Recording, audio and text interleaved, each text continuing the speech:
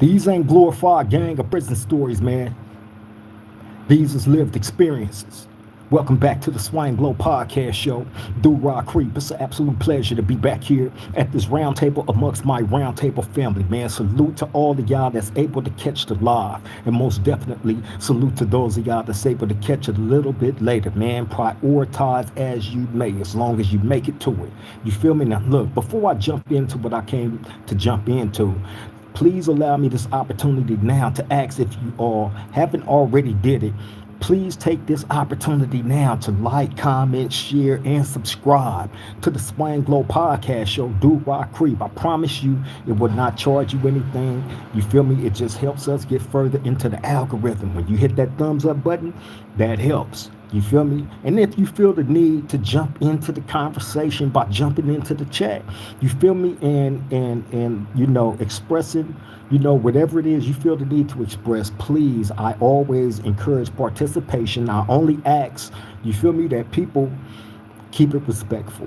You know, if even if you don't agree with what we got going on or what's being presented or any of that stuff, right? You feel me? Even if you're not in agreement with it,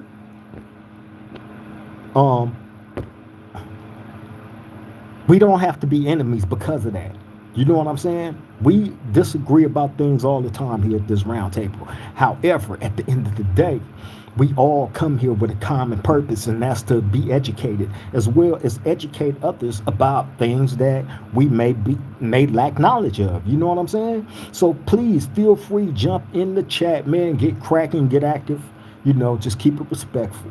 You feel me? And again, like, comment, share, and subscribe. Hit that subscription button as well, you know, and become an official family member, man. And every time we pop out, you know, you're going to be right here front and center as we go through the different processes, you know, as we elevate in this game. And trust and believe we're going to elevate, because that's what we about here. Uplifting, building, educating, being educated, you feel me? And most definitely elevating. You feel me? So, oh, and make sure y'all hit that notification bell too. So when we do these lives, or I drop a random video, you know what I mean? You will be notified right then and there. You won't miss a beat on that, and I promise you that. You'll be front and center. Okay, now look. Y'all see what the thumbnail say, right? The 80s, the 90s, the 2000s. California prisons. What they was then in the 80s, going in through the 90s up until the present, right? The differences of the climate, of the environment, of the mentalities that has changed over the years, right? I've been there. Now, of course, I wasn't in prison in the 80s. However, I came in 1991. I got my prison number in 1991, and I've been having the same prison number since then. Okay, so look. The things that I heard about what was going on in prisons in the 80s, right? Being that I fell in like under the heels of the 80s, like I said, I came to prison in 1991. There was a lot of guys that was still in prison that was locked up from the 80s up until the first time I came in, which was 1991. And I told y'all how a lot of those guys back then it was a lot of guys that had life sentences, but a lot of them had like, some of them would have like 5 to life. Some would have 7 to life. You know what I'm saying? Like it would be odd, strange numbers like that, but still a life sentence behind it, the number, right? So you had a lot of those guys, man, that had the C numbers and the D numbers back then, you know, that had came in the prison system in the 80s. So it was a lot of them around. So it was a lot of game that I picked up about what was going on in prison from a lot of different OGs from everywhere. You feel me? And you know, you hear a lot of guys describe what their prison experiences was. You know, especially like a lot of the OGs that was doing it long before me, you know, about some of the things that was going on back then. You know, some of the things that was tolerated and some of the things that wasn't. You feel me? Now, I hear people give their opinions about how they feel prison is today, right? And some of these guys that give their opinions about their feelings and perspectives on what prison is today, right? Some, not all. Some, not all, right? From what I've seen, right? Some of these guys that give their opinion about what prison is today, especially the general population level 4 yards, right? Um, some express like how much different it is now in comparisons to the 80s, right? How soft it got, how soft it is right now, and all this stuff, right? Just giving different, opinions about what prison is today, level 4 general population yards, right? Okay, and that's fine.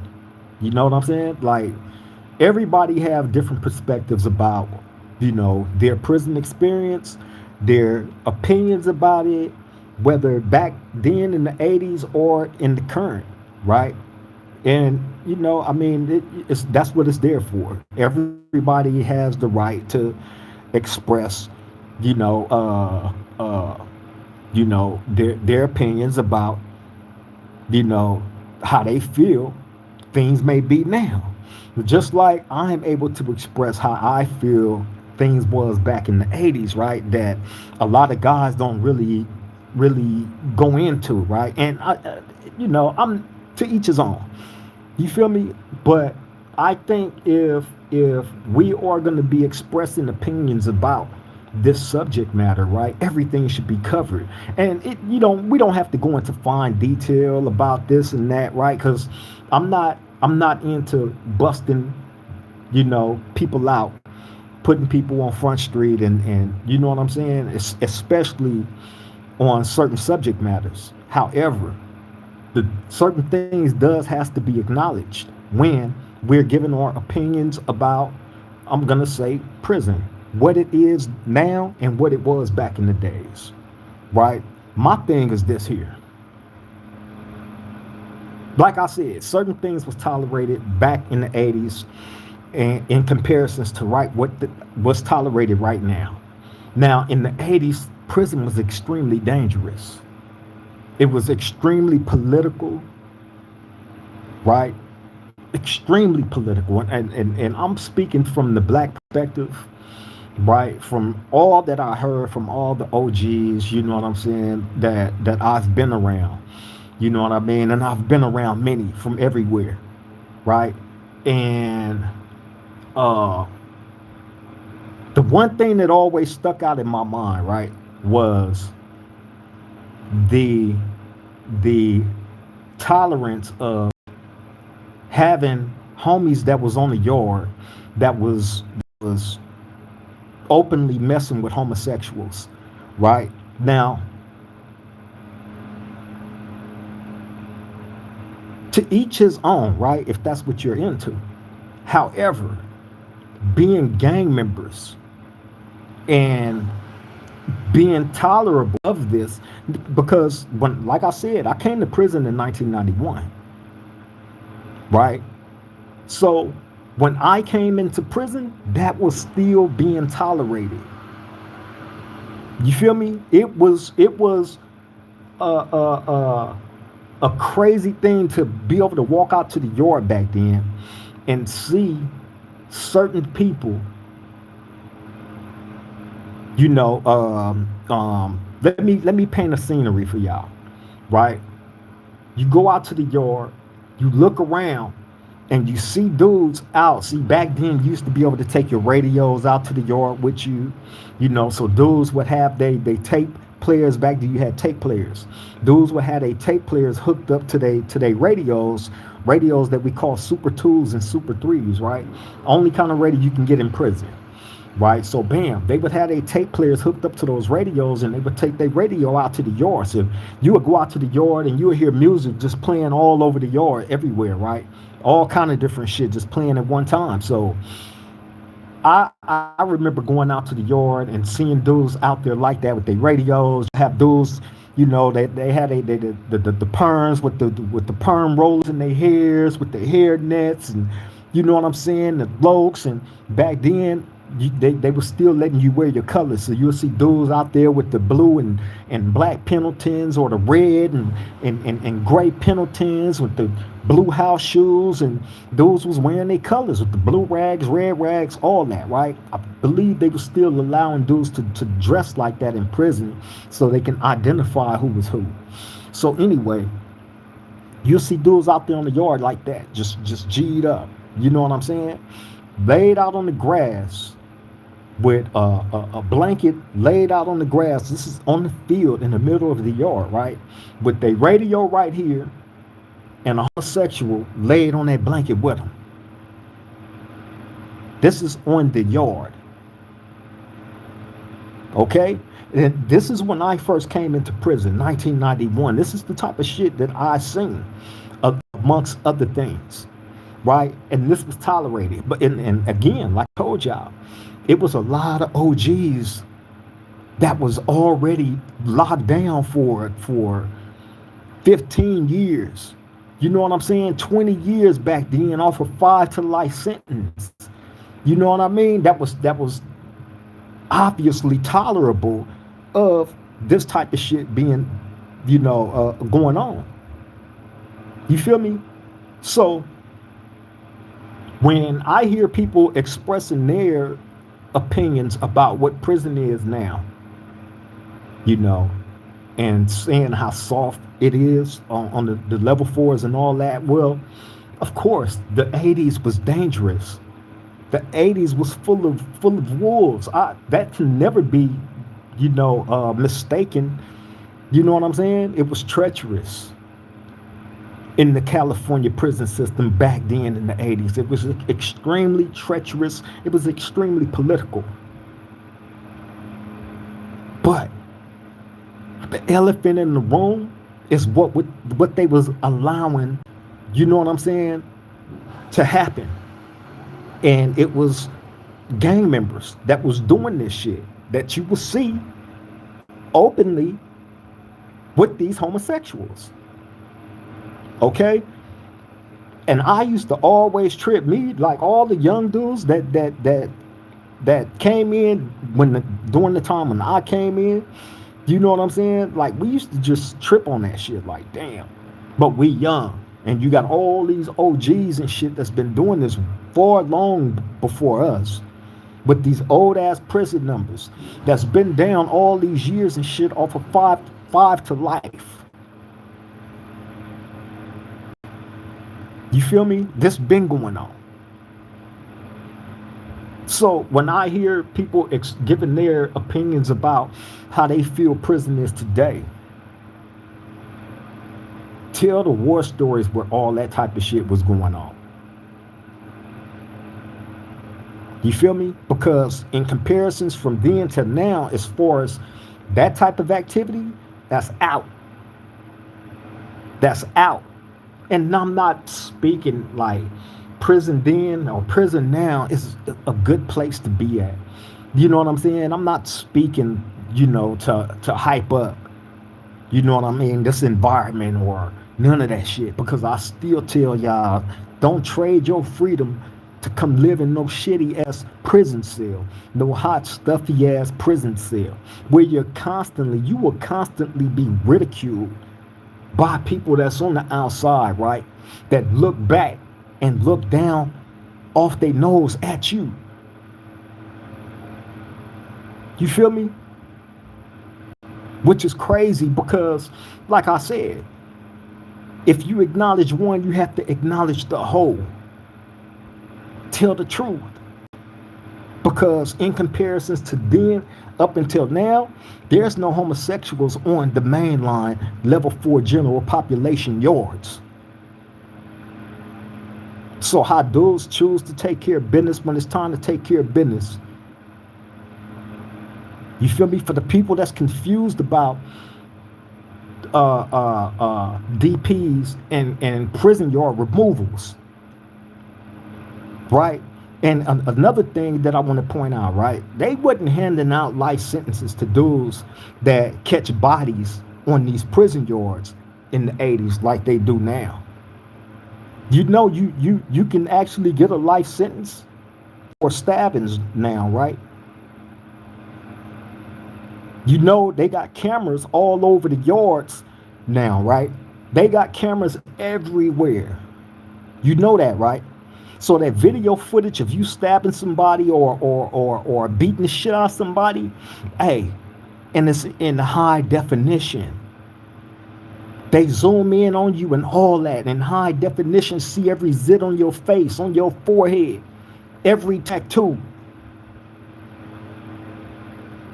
So, and you still have dudes like fuck you and still going on missions, knowing that they're going to use that video footage against you to help get you some more time, a possible life sentence if the beating or stabbing is severe enough. We didn't have that in the 80s. You feel me?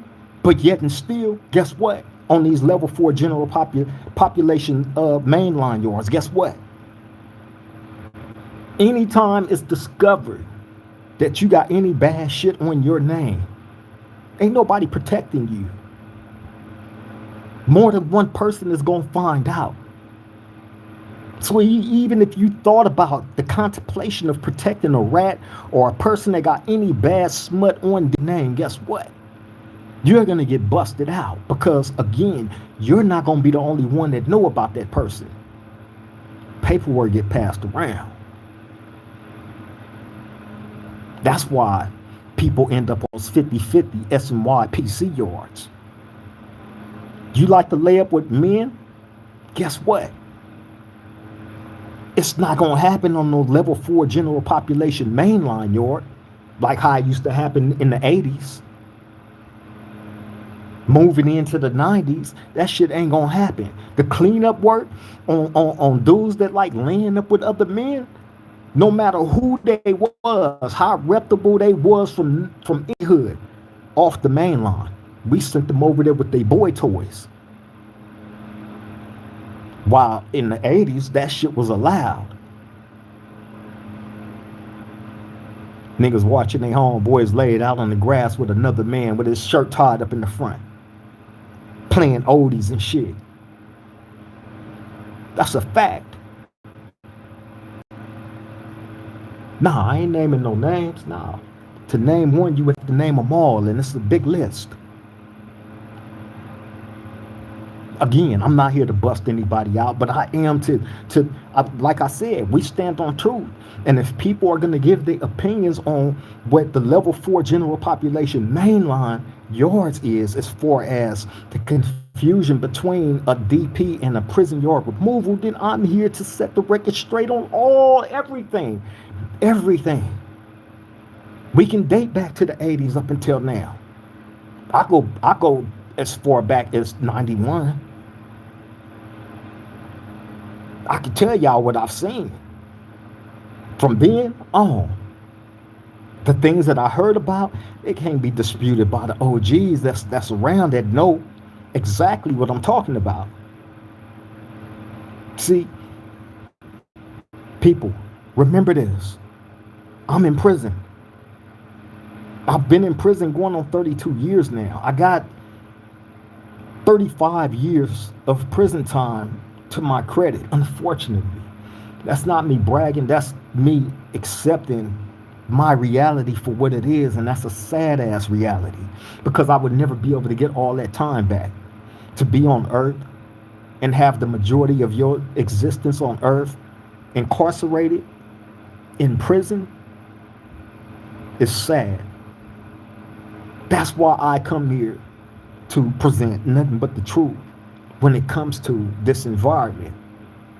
And I refuse to let people, that was I mean, again, if everybody's entitled to their own opinion, about whatever, right? But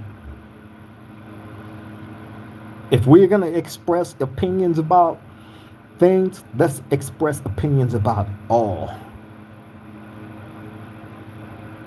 You feel me? Because again, on a level 4 general population mainline yard, right? When you put in work, that's a new case. They taking you back to court at the local courthouse, somewhere around the prison in one of these cities, right? You're gonna be charged with a new crime. You're gonna start trial, all that. If found guilty, depending on how severe the shit was,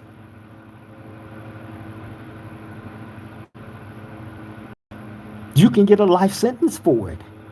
In which people was like, fuck it, let's go. If I get it, I get it. That's the level 4 mentality. When it's on and it's cracking, that's the mentality. Why do you think all the people that's on the level 4 yards is there? Why do you think a lot of these dudes that was once on these mainline yards ended up over there on the other side of the fence on the 50-50 S&Y PC yards? Why do you think all of them speak with so much bitterness and hatred for the other side now, when they once pushed and stood as strong as I do now before they got kicked out the culture club? It's a reason. And it's also a reason why these dudes have such ill will towards the people that's on the level 4 general population mainline yards. And it ain't just them PCs over there in the SNYs. It ain't just them. You have some gang members that feel the same way too. Anybody that's encouraging anybody to go to a 50-50 yard, they have bitterness in their heart towards people like myself for not violating any rules. They have bitterness in their hearts because I'm one of the guys that would have volunteered to get them off the yard. I'm one of the guys that probably would have volunteered to go on that mission to knock you down and get you off the yard. And they know this. So the first thing they gonna say, oh, they pushing politics. That's all they do on them level 4 yards. That's all they do. They trying to wreck homies and they trying to do this and they trying to do that and blah, blah, blah, blah, blah. Well, which is it? Are we trying to wreck the young homies and crash them out and get them more time? Or are we soft for not stabbing up every single thing?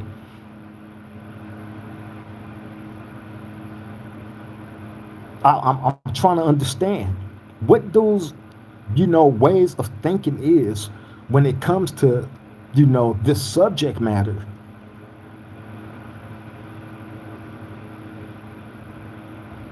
But they don't keep everything in perspective. They don't, give your opinion on the whole situation.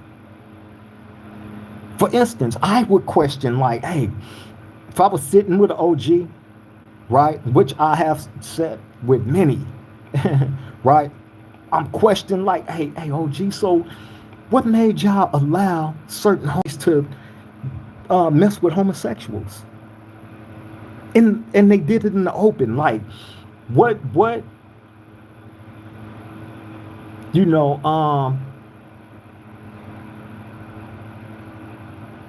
allowed y'all to go for that? You feel me? Knowing that dudes that was doing that, you know what I'm saying? The homosexuals was moving from dude to dude. They would move from dude to dude, right? And as they did that, one dude would be in love with this homosexual. Then this dude started messing with this dude.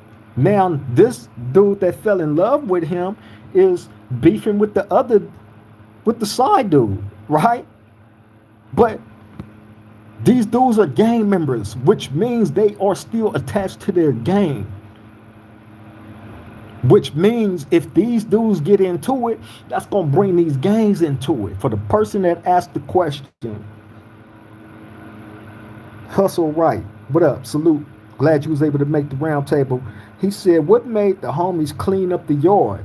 What I just explained right now, Brody. Great question, by the way. You feel me? It was a number of things, but that being number one. Secondly, it wasn't right. You feel me? It wasn't right. It wasn't like I said. When I first came to prison, I was a young dude. I was 18, and I used to go out to the yard and see this shit. You feel me? Hey, right? I used to see some strange shit. You feel me? And we knew none of it was right. The young dudes used to look at that shit like this is weird. You feel me? Like this shit is weird, but these niggas is older than us and they've been doing this longer than us. No, I never heard nobody, not none of the old ones speak against the shit. You feel me?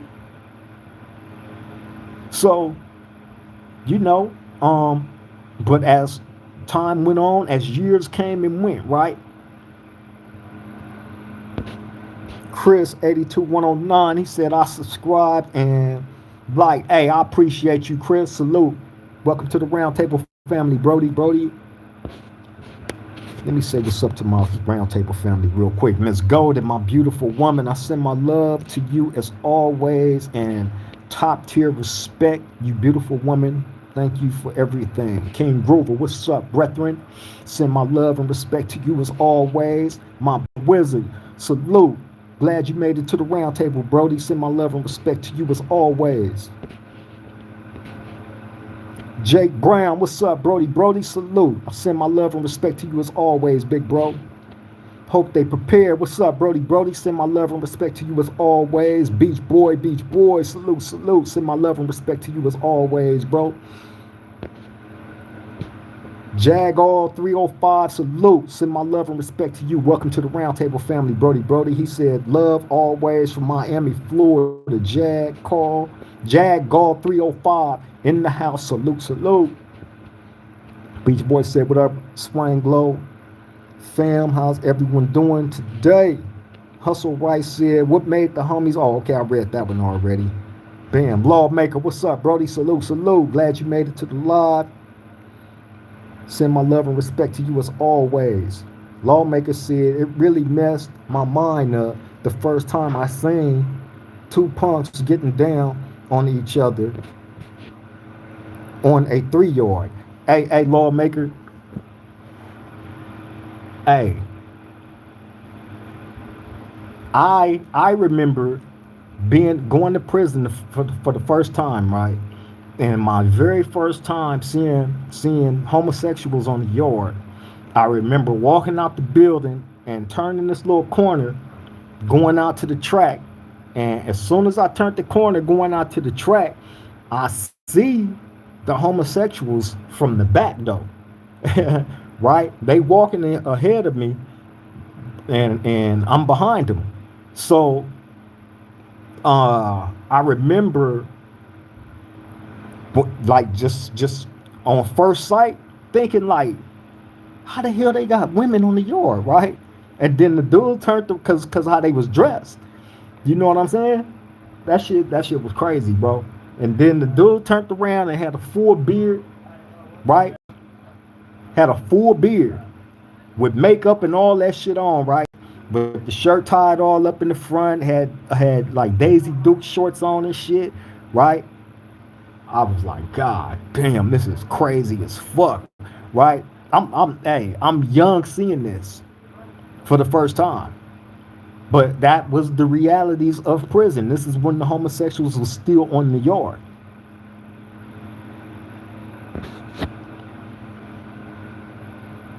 You feel me? But yeah, man. And when I first came into prison in 1991, right? Like I just said, I seen that. That was like my first time going out to the yard and seeing this, live and in color, right? And then like all the other times and shit, and then going from prison to prison as a young dude back then, you know what I'm saying? And just seeing this shit. You feel me? No mercy, no love. He said, I seen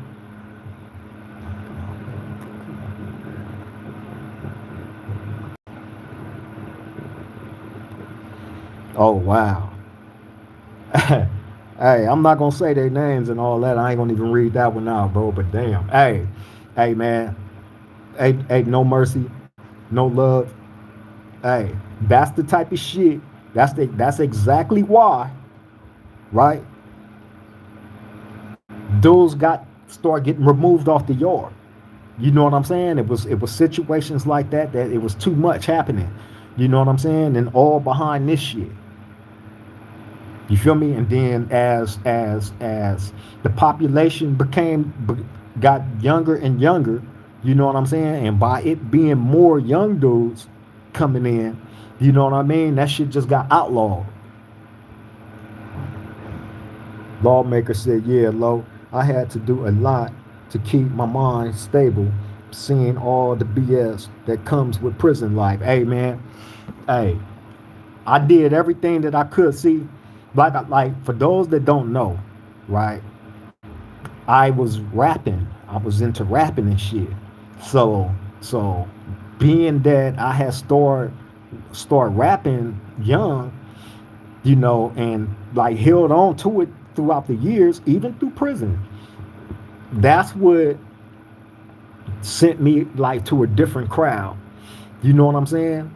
So I was able to keep my mind like focused on doing that, being constructive, you know, outside of learning to do different shit. You know what I'm saying? Just learning different game from different dudes.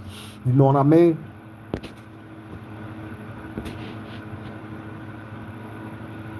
Frankie Mac, salute. Welcome to the round table. Frankie Mac said, did they take the chicas off the yard?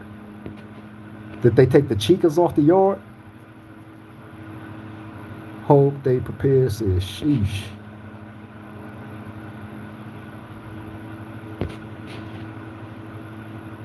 Dirty Charleston White just got arrested in Texas. He done. Oh yeah? That's crazy. Hey, no mercy. Is Roscoe still around? Roscoe. No mercy, no love. Roscoe. Which Roscoe? From where?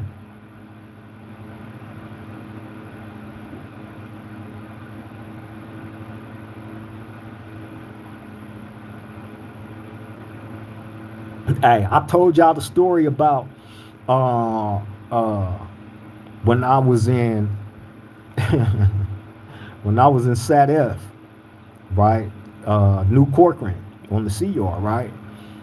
I had some the cell that I was in, right? I'm right here, and it was two Asian dudes that stayed next door to me, two young ones, right? Too young. They was young. They had to be like in their early 20s and shit, right? And I used to deal with them because I used to sell them tobacco and shit all the time. I used to make a lot of money off those dudes, so I didn't necessarily have a problem with them and nothing like that, right? But I used to always wonder. I used to hear people always calling them the F word, right? Always, even they homeboys, because they right next door. So anytime somebody go to their cell and they talking to them, I can hear the conversation, and they used to be talking loud as fuck, right? So I used to always hear their homeboy like go over there. He'd be like, "Man, y'all some Fs, and this and that, and this and that," right? And just always calling them Fs, right? The derogatory term to disrespect homosexuals, right? So bam. So and then I remember the police, hearing the police go by their cell one day and call them the F word, right? Right? I swear to God. So although I was hearing different people call them that, I still it's not because like I said, it ain't been homosexuals on the yard shit since like 2000 and I'm gonna say at least 2007, right? That's the last time I can remember ever being on the yard with homosexuals, and that was in High Desert State Prison on the B yard before the when the B yard was still general population. You know what I'm saying? That was the last time. So bam. Anyway, So this situation happened in this was in like 2000 and this was like 2012, I believe, right? Bam. So I'm hearing everybody always call him the F word and shit, right? So I don't pay no mind to it. So bam. Now I told you I used to work in the building, so I used to always be able to get around the whole entire building. So I remember I had to go back to my cell to get something, right? So a lot of the times, like when I go in my section where my cell was at, if I'm up there by my cell, a lot of the times I talk to the little Asian dude and them that was next door to him, because like I said, I did a lot of business with them, made a lot of money, so they was cool, they was all right, you know. Although I used to hear people always calling them the F word, right? But they was all right with me. So bam. So I remember I had to go to my cell and get something one day, right?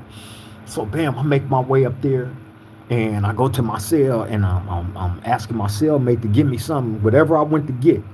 So while I'm waiting on him to give me what I'm asking for, I go to mess with the little Asian dude them next door to me, right? So mind you, their cell right next door to mine. So if I'm standing right here, all I got to do is just bam, do like that, and I can look inside their cell, right?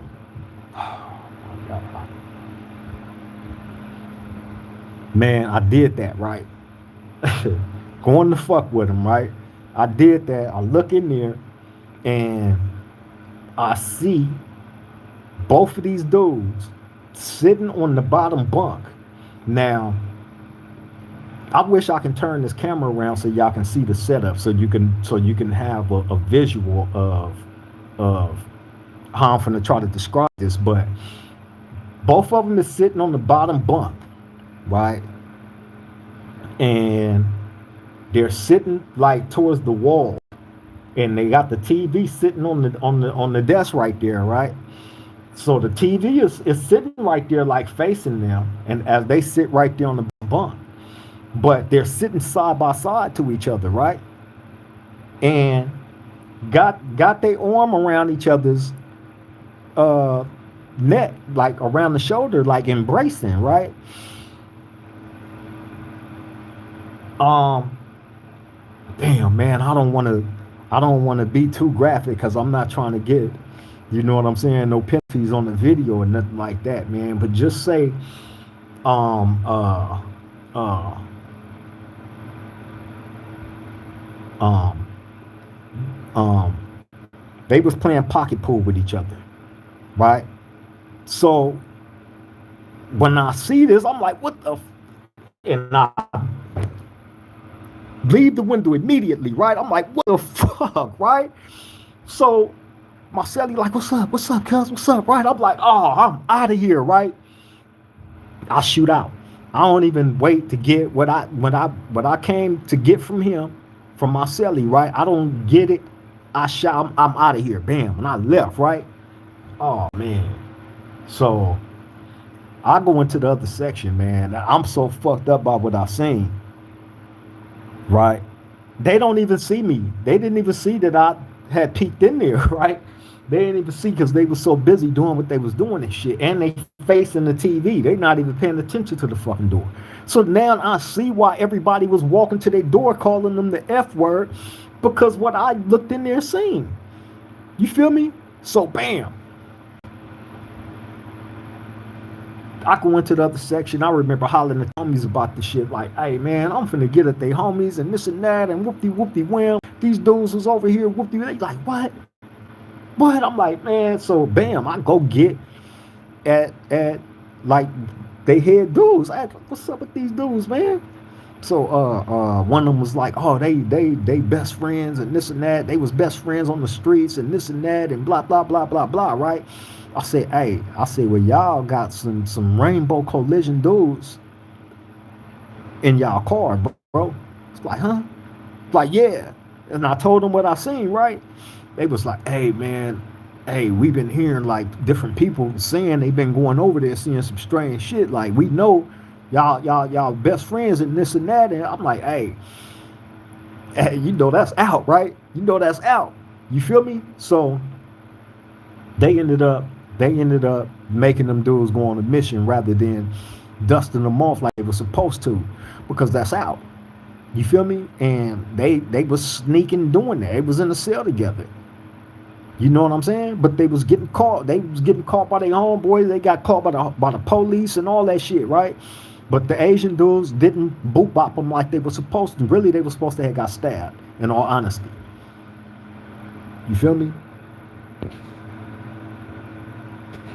Welcome to the chat, man. Welcome to the round table. The round table.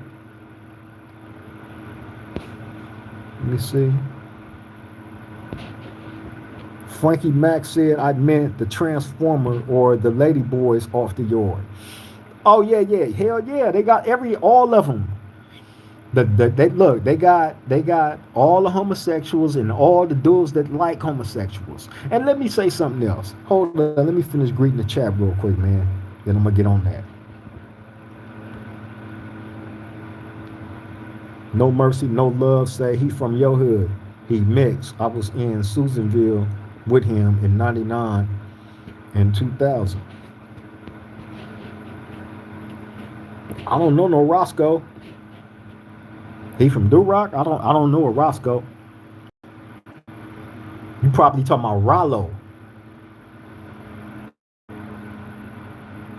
60 Deuce 2 said, Duroc, what's up, my brethren? Salute. Send my love and respect to you as always, man. Glad you was able to make the live table, Brody. 60 Deuce 2 say, nasty work, my G. Absolutely. 60 Deuce 2 said, in Arizona, black and brown ride together. Yeah, different states, they do different things, bro. You know what I'm saying? When it comes to the two different races, man. But out here in California, in a lot of, and I'm not going to say all, but in a lot of California, bro, it's different, bro. It's different, unfortunately. It's extremely different. But look, let me get back on what I was just about to get on, right?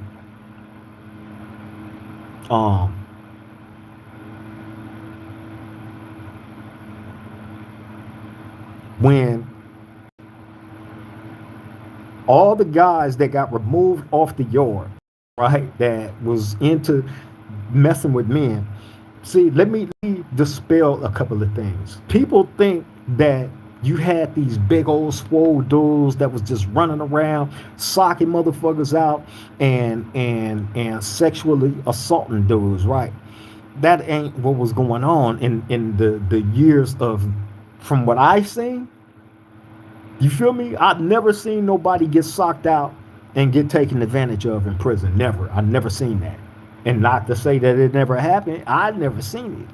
Right? However, what I did see was dudes volunteering to go and mess with, men. You know what I'm saying? If you was into that, you're going to place yourself into these type of circles with these dudes that's into that. The dudes that was into that, you're going to always see them congregating with each other. That's a fact. And if the other dudes that's interested in that shit, you're going to see them right over there in that same circle with them. You know what I'm saying? And then next thing you know, they're going to move in the cell together. And you know what I'm saying? That's how it was going back then. Motherfuckers wasn't just running around, just socking niggas out and just, you know what I'm saying? Nah, I'd never seen that. Dudes was choosing to go that route. You feel me? So don't listen to some of these stories, because dudes don't be they tell half truths. You know what I'm saying? And I get it. I get it. Some things, really ain't to be spoke on. You know what I'm saying? However, if you only dibbing and dabbing on subjects when it comes to certain things, but giving your whole heart to others, you know what I'm saying, while expressing yourself when it comes to the matters of prison of today, then you might as well cover the whole everything. You feel me? Because the truth of the matter is exactly as I explained it to be, and that needs to be acknowledged. Point blank period. There's no mystery that it's a gang called the Gay Boy Gangsters, right? There's no mystery that they have a prison gang called that. You know what I'm saying?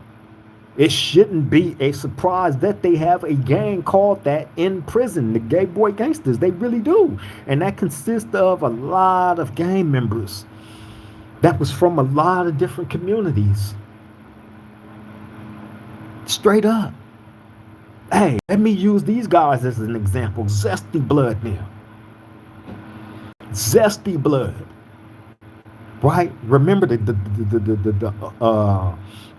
rainbow guys, Damu Blood guys that I exposed? The guy that wanted to jump in my comments and start talking ish when I knew nothing about him? The same guy that was supposed to have married damn homie? Right? The same guy that she discovered like a lot of chili on his hot dog. A lot. Insanely amount of chili on his hot dog. Eat candy off each other's belly buttons and all that. Right? I exposed all that. That's a fact. But these guys is part of the Gay Boy Gangsters.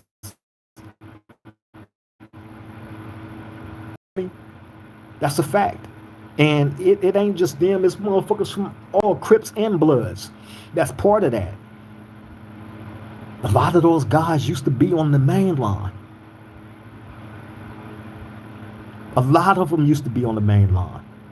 A lot of them was undercover on the main line when they was on the main line, right?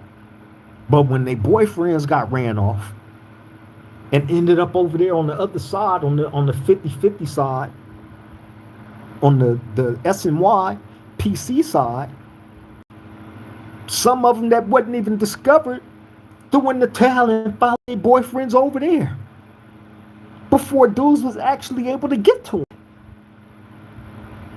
Chasing the Buddhists. Real butt pirates. So when people was talking and saying how soft prison is, I agree. Prison has changed over the years from when I first came in 1991 up until now, right? Prison has changed drastically. No, it's nothing. It's not as intense as it used to be. Due in part to it not being a lot of racial tension and riots and deaths when it comes to that aspect of prison. Due to it not being, just willy-nilly where things are tolerated like how it used to be in the 80s where dudes was able to lay up with other dudes. Right? Dudes actually catching cases, catching new life sentences on these level 4 general population yards, right? Which is why these dudes say, oh, all they do is politic on those yards. They're mad, they angry, they want to wreck the young homies and this and that and blah, blah, blah, right? Go over to the 50-50 and come home. It's okay. Just don't go back to that level 4 yard if you do that, though.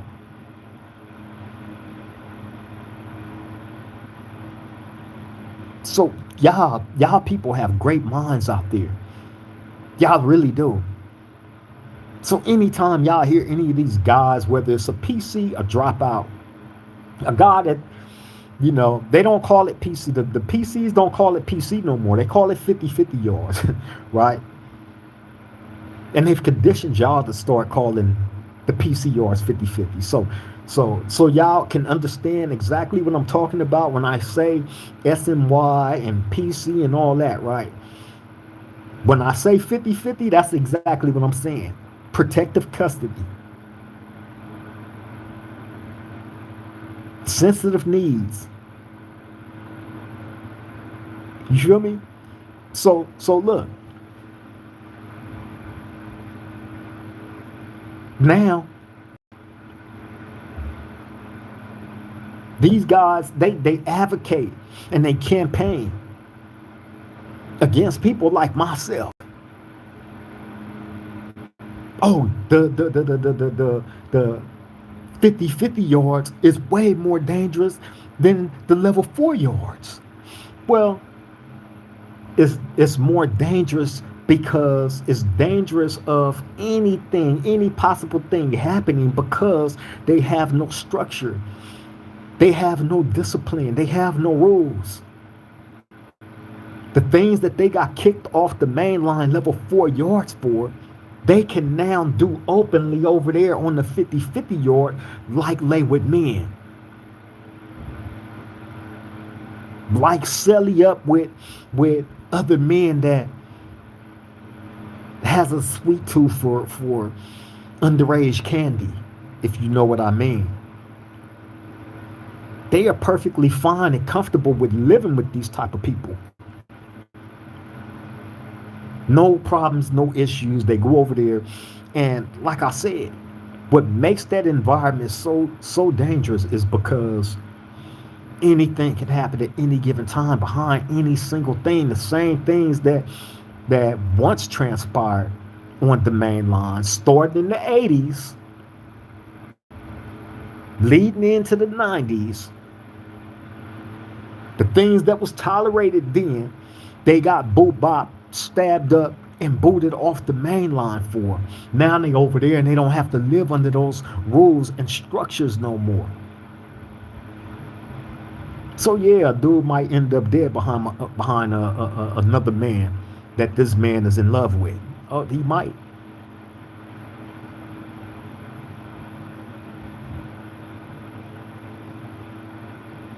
You feel me? But make no mistake about this, man. The same guys that talk all this shit about the general population mainline yards, right? Why? If the main lines are so soft, right, and not like how it was in the 80s, right, in comparisons, right? Why do y'all advise y'all young homies to go over to the 50 yards, but don't go back to a level 4? Why do y'all advise them like that? If it's so soft, why do y'all advise them? Yeah, go over to the 50. Just don't go to the 50 yard, but just don't go back to the level 4. Why do y'all advise them like that? If in comparisons to what was going on in the 80s, it's night and day, in which I agree. However,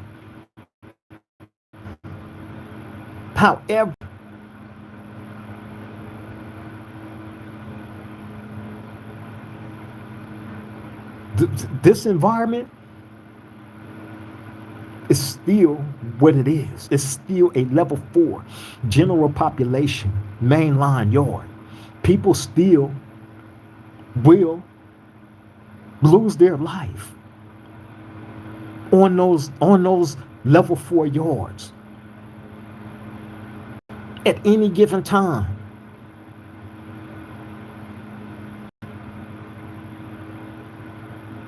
Y'all got to remember, man, a lot of the people that they once had housed up in Pelican Bay in them shoe programs for all those years, all that time, right? 20, 25, 30 years up there in that dungeon. That was a real dungeon. You know, some there just because, you know, they was accused of being part of prison disruptive gang, meaning under paperwork. Snatch them up off the yard due to a confidential informant, get them off the yard, send them up there, and they be up there for years with an indeterminate shoe because of STG. For years. Now out, back on the main lines.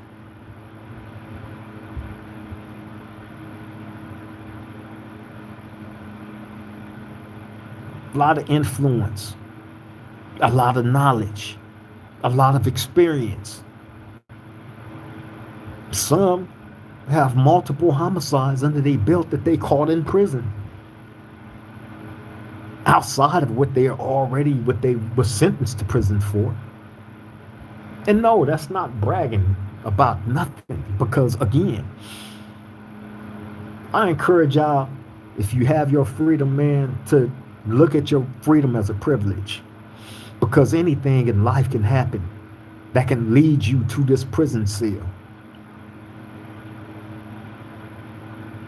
Take what I'm telling y'all about what prison is and was into deep consideration on whatever moves you plan on making that can jeopardize your freedom and take you out of free society and land you in a prison cell like this one that I'm in right now, that I've been in going on 32 years straight.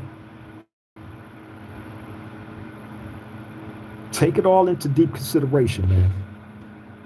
This ain't bragging about prison and none of that shit. This is to educate. That's what we do. We bring this shit here to educate. You feel me? And hopefully inspire y'all. Nah, I don't want none. I don't want to have nothing to do with none of that shit. This is what's really been going on up in here. Why these other dudes that say they was in prison back in the early 80s, why they don't talk about all the aspects of this shit? How back then, hey, it was so bad, we was like, fuck, we don't want no homosexuals working in the kitchen. None. Really, that's when we start pushing lines on them. That was one of the first things. They can't work in the kitchen. We don't want them touching none of the food, none of that shit. Get them up out of there. Because the truth of the matter is, the homosexuals didn't have a problem with getting cracking anywhere at any given time with anybody that was into that shit. They didn't have a problem with it, including it could have been in the kitchen or anything. Right? So how the fuck, what makes you think we're gonna allow these dudes to be in there touching on the food that dudes have to consume, knowing that they getting down like that, and knowing that dudes that was into that shit didn't have a problem with encouraging that shit? Nah, get them the fuck up out of there. That was the first start of we're not going for it, and then everything else fell into place. Facts.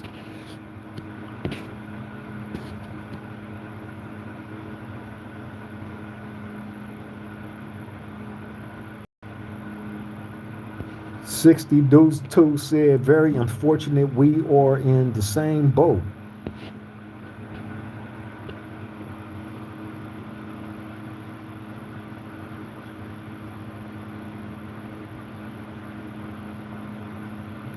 Urinanically get the bag. Salute, man. Glad you was able to make it to the round table, Brody." He said, "Harold is not from Blackstones. He's never even got his official 5 man. They only accepting him because he's paying the homies." Hey, salute to you. You're damn. Unironically get the bag. Salute to you, Brody. Glad you was able to make the live, Brody. I heard that before. I heard somebody say that before, right? Um, uh, and hey, I believe it because of how he getting down. I know all the real members from Blackstones, Brody, would never endorse no dude like that. You know what I'm saying? Hey, I'm telling you, I got a cold video of this guy right now in the cut, right? Of him trying to get one of y'all young homies to admit some shit on camera. He's screen recording the conversation of them on FaceTime. You know what I'm saying? Dude is a real cop, a real police.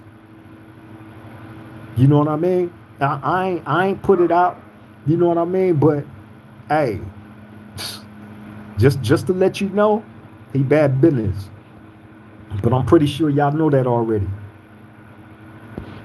Roger's Choice said prison life has changed big time, all the way until now, 2026. Yeah, it has, bro. No mercy, no vote. No love said, "I loved it" on a level 4 main line. Parole from New Folsom. Oh yeah, for sure. Shadow Jones said, "Long Beach rocking with you, homie." For sure. Shadow Jones, send all my love and respect to all the homies from Long Beach. You feel me? All of them. From all sides. Welcome to the round table too, Shadow Jones. Ryan FW said, do you respect X-rated? Hey, great question, right? Uh, I don't respect anybody that go PC. I don't respect anybody that go SNY. I don't respect anybody that go 50-50. You feel me? I don't respect nobody on that side of the fence, bro. There's nothing for me to respect about them. Once you decide to go that route, then go that route and live your life. You should have no dealings, ties, or opinions about what you used to be. Once you start dibbing and dabbing back into what you used to be after you gave up, you know what I'm saying? Then that opens the door for me to have an opinion about you. You feel me? And it ain't just got to be with him, you know. And trust and believe. Like once upon a time, me and him was cool. That was bro. You know what I'm saying?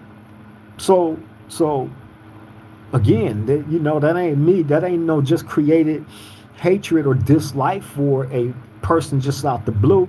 My beliefs are my beliefs. My beliefs used to be his beliefs.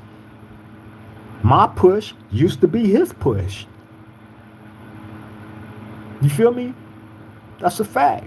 However, you know, you know, for those that it wasn't really engraved in them like that, then hey, it is what it is. To each his own. All smile, salute. Glad you was able to make the live. Salute, salute, salute. Welcome to the round table. He said, "Are you in prison?" Yes, I am. California, level 4 general population, mainline yard. All smiles. CMQ, West LA. What up, Brody? Salute, salute. Glad you was able to make the live. Send my love and respect to you as always, man, and West LA. He said, top of the evening to the round table, brother Creep. I send mine one love. Right back at you, Brody. All Smile said, CO's biggest crooks and criminals. I could never give up. Salute, salute. Glad you was able to make the live, Brody. He said, can a regular person not in a gang survive in GP without any problems? Absolutely. Absolutely. You have people that's not gang affiliated, that is on the general population mainline yards, and they have no problems. You feel me? Because all you got to do, bro, is abide by the rules. That's it. The rules are simple as fuck. It's in this day and age, like people are quick to point out how different prison is and how it has changed and how it's nothing like how it was in this era, right? That's true. In a lot of ways it has, but it's still deadly. It's still dudes that stand and live by what they pledge to stand and live by. Point blank, period. And we're the ones that's looked at for being wrong for that. Oh, prison change. Y'all not still supposed to feel like this. Y'all not still supposed to be doing this and doing that. Really? You feel me? So yeah, man. All you got to do is just live, you know, by all the rules and regulations, man. And it's simple. Respect, number one, off the top. Don't get in debt. Don't have no bad charges on your name. Mind your business. It's simple. What's hard about that? You feel me? So, yeah, a person that don't gang bang can absolutely survive a general population mainline yard. Absolutely. I see it all the time. I see it every day. You feel me?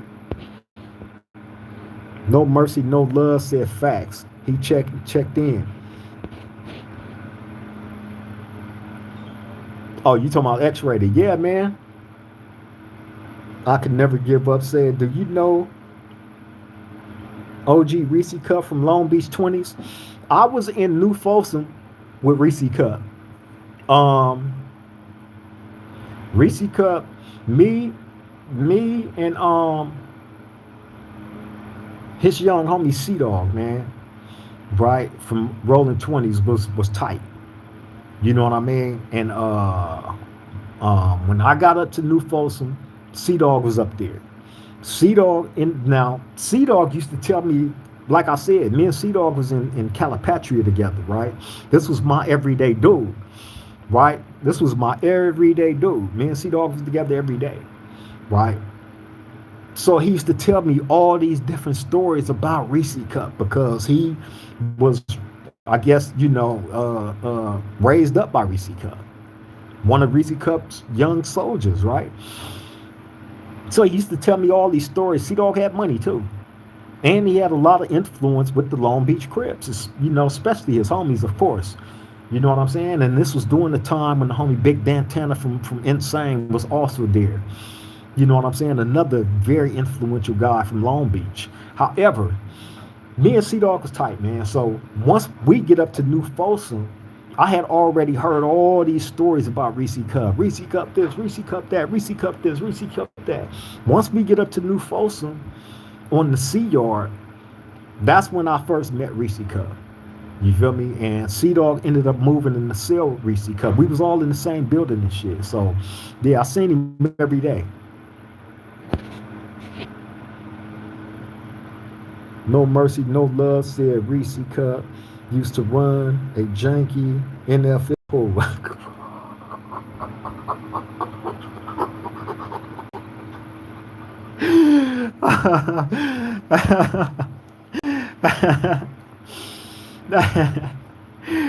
Oh man, hey, that's crazy. I remember them. I remember them NFL pools too, bro.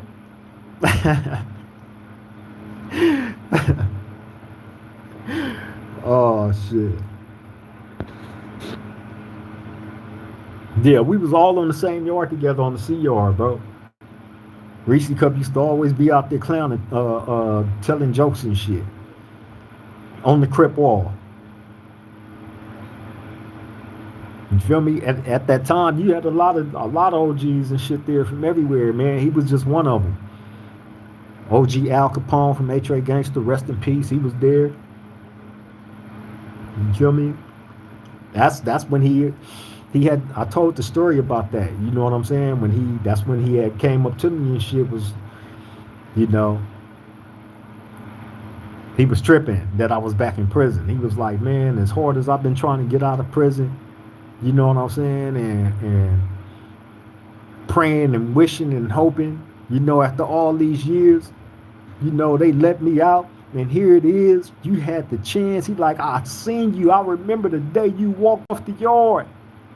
I remember that day when you was going home that morning when you was walking on the track, going through the gate. You walked right by all of us. I'm like, yeah. You went out there and fucked off your freedom, man. And now you back as bad as I want to go home. He like, look, man, I love you. And all that, you my boy and all that, but I ain't fucking with you no more.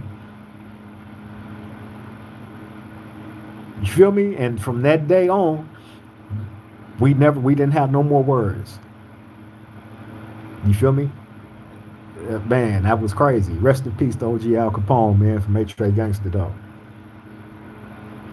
No Mercy, No Love said Al was cool as fuck. We worked in the kitchen. Big Puppet was there too. Yep. Mad Pup. He was in Mad Pup was in one block on the big yard. He was going in and out the hole and shit though.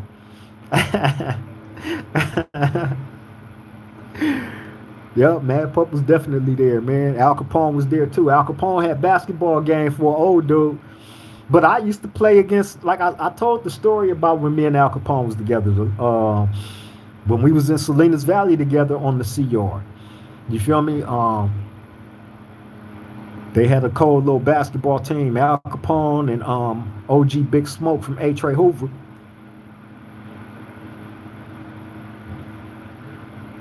No Mercy, No Love said, I paroled in 2011 from there. Oh, yeah? I left from New Folsom in 2007. That's when I went to High Desert. But when I left from there, I was on the D yard.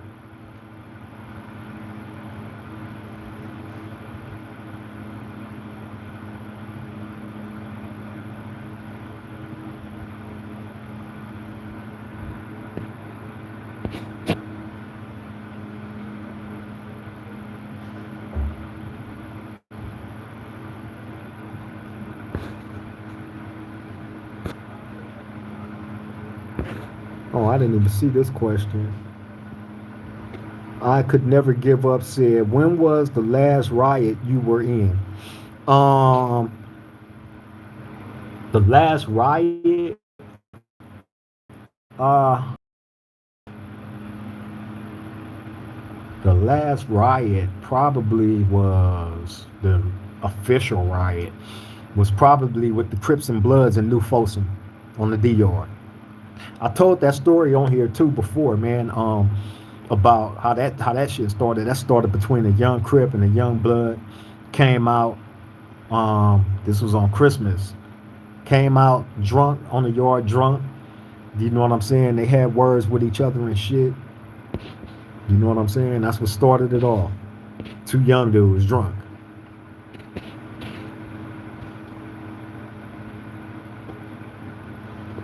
All smile, say don't start nothing, don't beat nothing.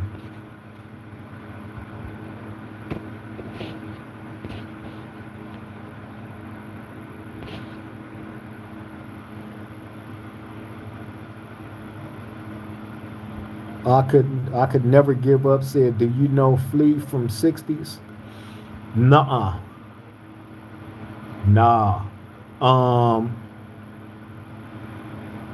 you know what's crazy that you asked that is because the riot that I was just talking about with the Bloods in New Folsom at that time, uh, that day when the whole confrontation started, they was up on the hill over by the bathroom area, but where the essays where the Southsiders be at.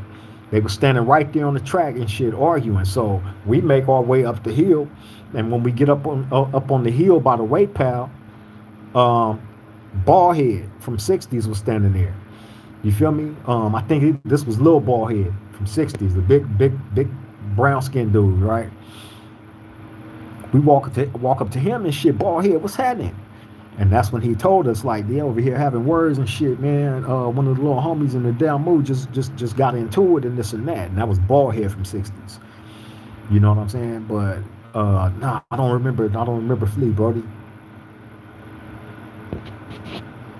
I could never give up said I thought riots was blacks versus Mexicans and blacks versus whites. Well, yeah, but shit, you also have Crip and Blood riots too.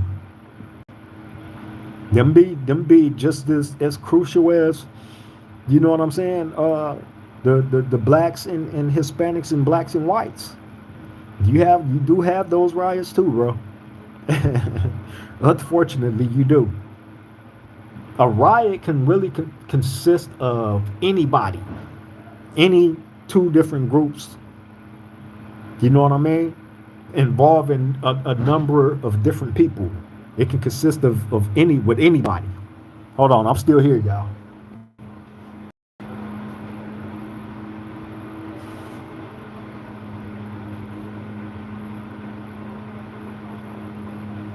That riot with the Bloods though, that was a cold one right there.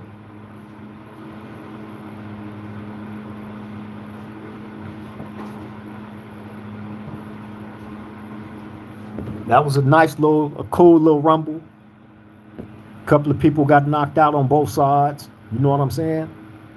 J-Dub, what's up, Brody? Salute, salute. Glad you was able to make it today, man. I send all my love and respect to you as always, my brethren. J-Dub say, what up, Creep? I send mines. Full blast, homeboy, for show, for show. Likewise, my brethren. Ernesto Reyes, he said, out to earn, checking in. Hey, salute, out to earn, man. I send my love as always to the blocks. From the rock to the block, it just don't stop. Salute. Welcome to the round table, brethren. I could never give up said, do you have a celly No, I do not. It's too hot to have a celly.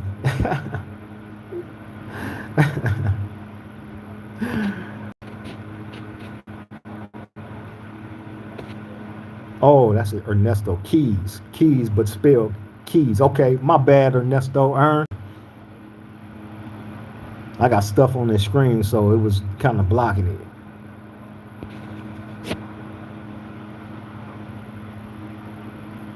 I could never give up, said, you lucky, you lucky, you got your own space and privacy. Oh, yeah, man. Hey, after going through years of being cramped up in a hot ass cell with another man, I think I deserve it after so many years and years and years and years. You know what I'm saying? And, you know, the space is extremely small. It's extremely small. So that's another human being that you going for one, you're forced to live with, but y'all have to get to know each other's mannerisms, and you know what I'm saying, all that, and be tolerable of each other at the same time. You feel me? I don't believe that it's designed for two dudes to be cramped up in a small space like that. You know what I mean? So it's definitely a blessing to be able to always have a solid peace of mind. You feel me? Face the music. What's up, Brody? Salute, salute. Send my love and respect to you, man. Glad you was able to make it to the round table today. He said one love to the chat. I wish I could have got you on, man.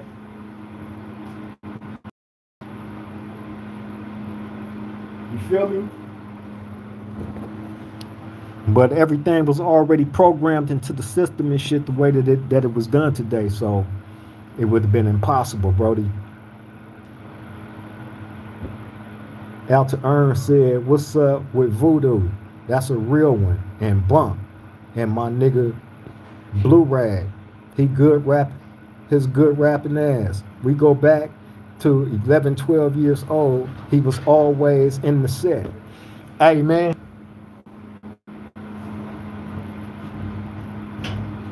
Hey, Earn. Hey. All of them is out on the street right now. Everybody that you just named is all out on the streets right now. Oh, in the alley? For sure, for sure. All those guys are out on the streets right now, bro. Every single last one of them that you named. You feel me? And I believe that they're all doing good too. They still free, so they got to be doing good, right? That's a blessing. Face the Music said in my Lebo voice.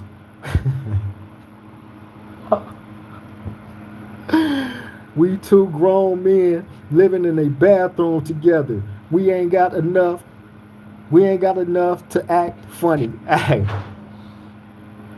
Hey, shout out to Lebo, bro. Hey, Lebo, the homie from Compton. This was Face the Music Selly when we was in Calipatria back in 2000, right? Lebo was a fool. He said, room to act funny. Hey, that's a fact. Sales and shit small as I don't know what. Ain't no room to be acting funny. Ain't no none of that. Hey, he's talking about when him and his homeboy Lebo was Sellies. Hey, how many times did you move out, Face? How many times was you and Lebo Sellies?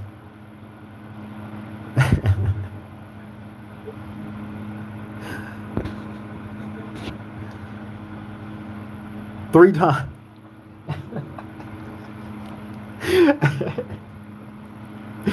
Hey, man, it happens like that though, bro. It happens like that. Hey, both of y'all was crazy as a motherfucker, man. Both of y'all was crazy. Lebo was burnt. Lebo was burned. Hey, see, this is why I wish I could have got Face on, because he could have gave out like some of those stories and shit. You know what I'm saying? As far as during them times when me and him was together. You know what I'm saying? And Calipatria and shit, man. Where it was live. It was live. Face the Music said that nigga was a stress case. Oh man. Lebo was a fool, bro. Oh man. And that's another thing. When you got a cellmate that's always stressing, oh man, in this small closed off environment, this is a little cell. This is a little ass cell, man. You can't, if we was both standing up in this cell and we tried to walk past each other, we would not be able to do that without bumping into each other. You know what I'm saying?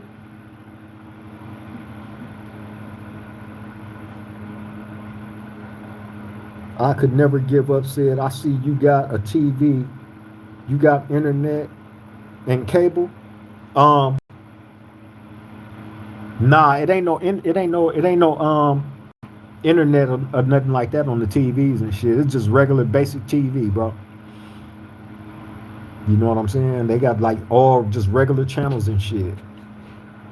Face the Music said Lebo from Santana, rest in peace. Oh,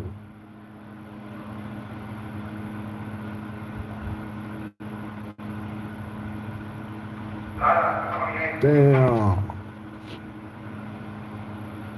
Face the Music say me and Lebo was both big as fuck too. Yeah.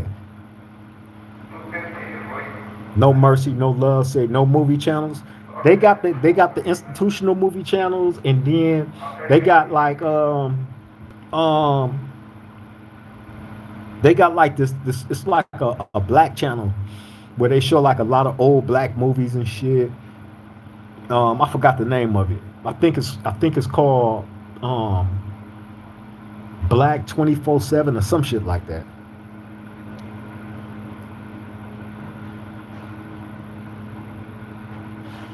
I could never give up. Say you got Fox 11? No, it's a Fox channel, but it's not Fox 11. They don't show none of the shows like how regular Fox is, bro. You feel me? Like these channels is trash. You find more interesting stuff like I would get Tubi. You feel me? And try to get like different channels on Tubi and shit. You'll find better channels on there than you would the channels out here. The channels out here is trash. No Mercy, No Love said, did you put the wire to the window to get more channels? Oh yeah. Hell yeah. That's to get the digital channels. Now, if I did it like that, I would be able to get like a few channels. It's like probably like 2 or 3 channels that's worth watching. You feel me? On those digital channels. When you do it like how you just described, putting the wire to the window.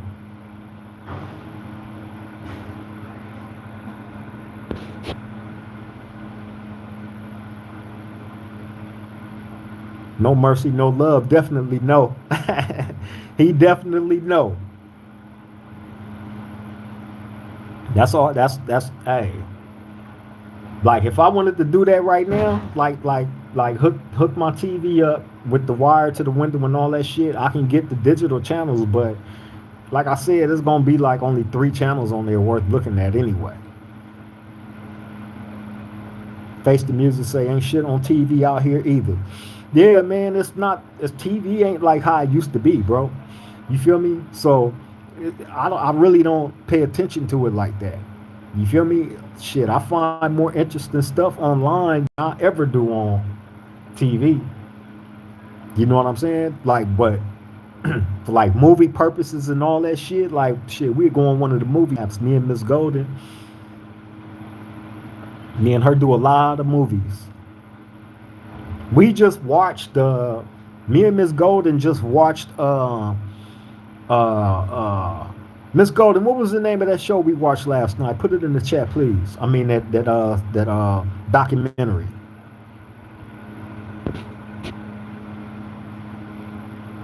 Hope they prepare, said word at Face the Music. Haven't watched that idiot in years. Ain't nothing on there. Hope they prepare, said boots on the ground. Yeah, bro. Ain't nothing on there, bro. You know what I'm saying? So, and I'm cool with that because that gives me the opportunity to enrich my mind with more productive things anyway, of things that matter. You know what I mean? Damn, what was the name of that documentary? It was called the. It was about the dude that unalived the four college kids. Oh, the Idaho Four. Me and her just watched that last night, man. The Idaho Four, the documentary that's on Netflix. It was good too, man. It was sad. It was sad, but during the course of that going on, I watched that shit on Court TV, like right when it was happening, right after it happened. You feel me? Miss Golden said Idaho 4. Yeah, yeah, yeah. That's the name of it. Idaho 4. Face the Music said, I never did watch TV on the streets. I do watch Big Brother religiously, though. Go, Angela. Hey, see, that's how you can tell he been to prison before, because in prison, Big Brother big. Now, I gotta admit that I definitely indulge into Big Brother, man. All of us in prison watch Big Brother because in a lot of ways, prisoners like Big Brother. Prisoners like that show. If you think about it. Hope they prepare, said programming member Big Mama said her favorite program is on. Oh yeah. King Groover said download an app called Revoto with brand new movies and shows. Everything that's on Netflix and more can watch it for free. Oh, it's called Revoto. Hold on, let me write that down.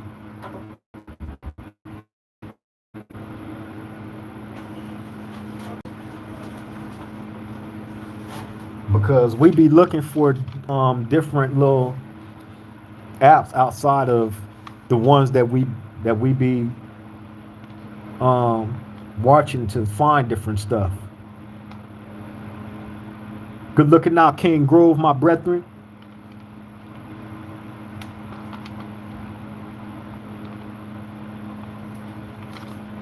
Check that out as soon as possible.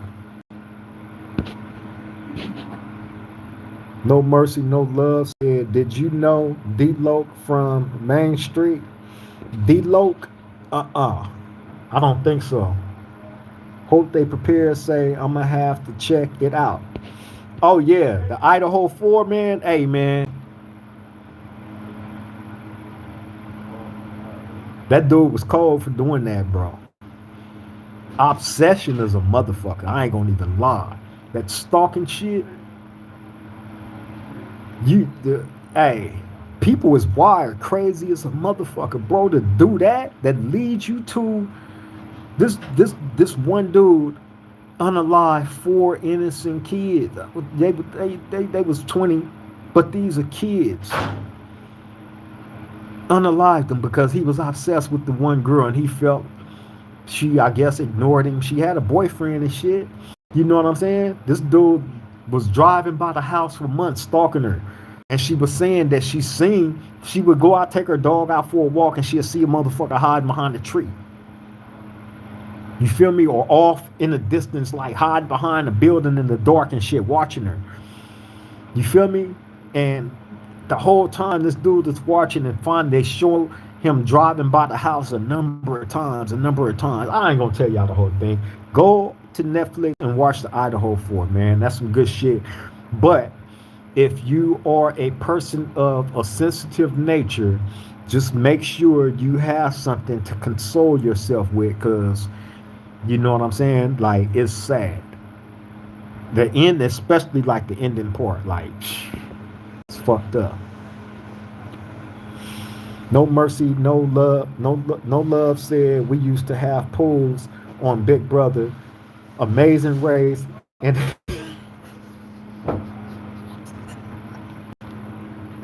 hey, hey, I swear to God, them all my shows, No Mercy, No Love.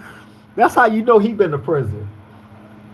That's how you know he been to prison. All of them is my shows, bro. Hey, they do be having pools on that shit. They do. You feel me? Face the music. Say prison is Big Brother. Shit saved my life a gang of times.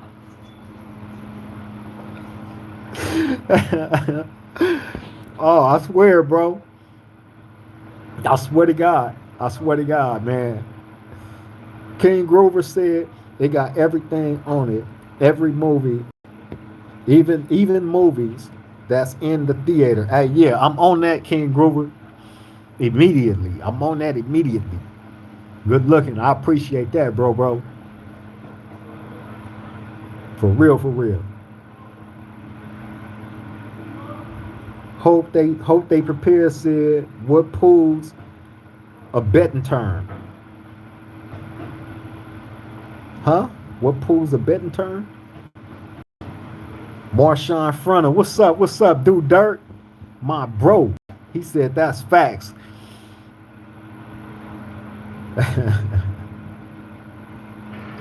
hey, hey, do dirty. You know, hey, all my bro, all them been to prison. All these dudes been to prison before, man, because they know the shows that we watching here, the Big Brothers, the Amazing Races, the Survivors. You know what I'm saying? All that shit. Them are all prison shows. Like, you know what I'm saying? Dudes be tapped into them religiously. Straight up. I could never give up. Say, are you happy the majority of the time? Hey, to be in a happy place, to be in a happy mind space, I believe is a choice that one must want to be in. You feel me? Because if you take yourself out of that, the realities of where you're at starts to set in. The realities of everything starts to set in. The realities of everybody that did you wrong. The realities of everything that you've lost. The people that you've lost. The people you'll never get to see and talk to again. You know what I'm saying? The realities of the walls and all that shit will definitely start closing in on you if you don't have it set in your head, I got to have a good day today. No matter what. I can't look at these walls and allow these walls, these concrete prison walls, to take me out my spirit. I can't allow the distance between me and my family, between me and my woman, Miss Golden, between me and the greatness that I know that's to come in the rest of my life that I have left on this earth. You feel me? So I got to have it programmed in my mind every day that I wake up. I got to have a good day. And me having a good day means I have to be productive in what I do. I have to be the man. I have to start being the man that I know my mom's foreseen when she looked at me as a baby. Like, man, I you know how mothers look at their child, and you know they have these certain images of what they want them to be when they grow up. You know what I'm saying? So I'm just trying to rectify all my wrongs, man, and start living up to that image of what you know my mom's probably had in her mind for me. You know what I'm saying? And that all starts with, you know what I'm saying, making the necessary changes that I need to make as a man. I'm grown now. You feel me? The clock is winding down now. We not going up the hill no more. You feel me? So yeah, man, with whatever time I got left on this earth and shit, that's you know, the goal. To always be a better version of myself, place myself in a mind space of peace, you know, and try to be as up spirit as I possibly can in the most horrible situation that I'm in right now. Straight up. That's all I can be every day that I wake up, bro. But that's a damn good question, Brody. I appreciate that. I can never give up. You always come with some good questions, bro. Marshawn Fronter said the big brother part. Oh yeah. Oh, Hope Pierce said, what is pools? Pools is like the football where dudes put in bets for the like football seasons. You feel me? Like dudes that make these like tickets, and they'll pass out. The tickets consist of all the football teams with whoever playing that week. You know what I'm saying? And they'll pass these tickets out, and you'll pick your team. You'll pay however much money it costs to get the ticket. So once you pay for your ticket, then your name goes on the paper. The paper is called the pool. You feel me? So at the end of the week of all those games being played, whoever got the most wins win everything that was in that pool. Whatever people put in, whatever money they put in on it, you get it. That's the pool, the money.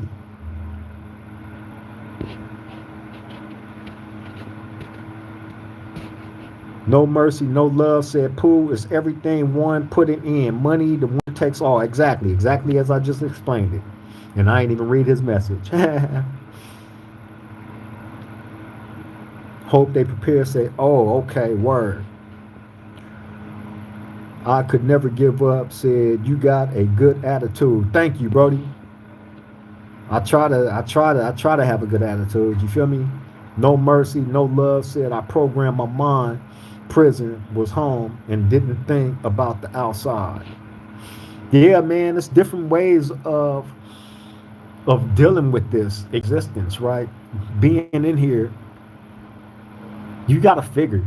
You know what I mean? To be able to survive a number of years like I have incarceration, you know, you have to be able to detach yourself from a lot of the realities of this shit and place yourself,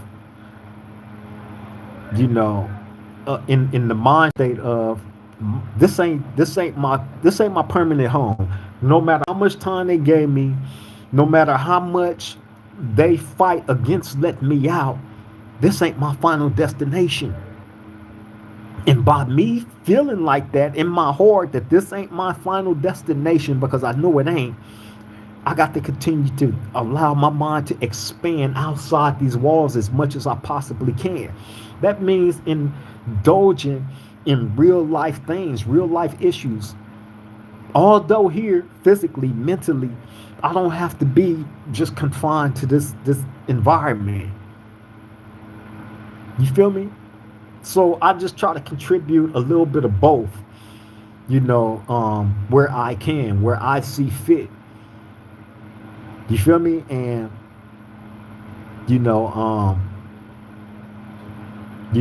that has a lot to do, bro, with just reading a lot.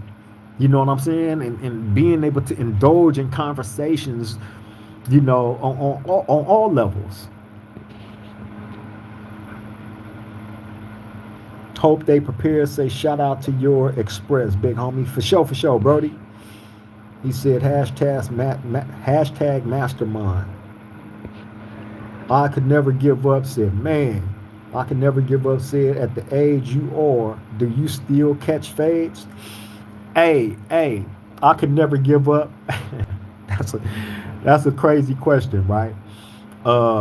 At the age that I am, right, I don't look forward to catching no fades with anybody. I don't look forward to having any physical confrontations with anybody, right? However, I still am in prison. However, being that that's a fact that still exists right now, and unfortunately, anything can happen to the point where, you know, I've been trained to protect myself at all costs, at any given time, for any situation, as much as prepared as I can be, as prepared as I can try to be, right? But going out catching fade and all that, nah. I don't go looking for that. I don't run into that type of energy. You feel me? However, I did just have a situation not too long ago. It wasn't a fade. It was a prison yard removal. You know what I'm saying? Something I have yet to talk about. That's another story. You feel me? And um, I'll bring it when it's time.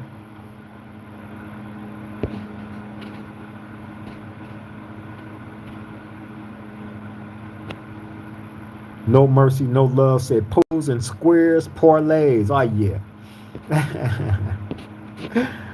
Oh yeah. Hope they prepare said word up. Larry Badass said, you fed or stayed? I'm in the States, Brody. Welcome to the round table, Badass. Salute to you, bro. Glad you was able to make the live. Welcome to the round table.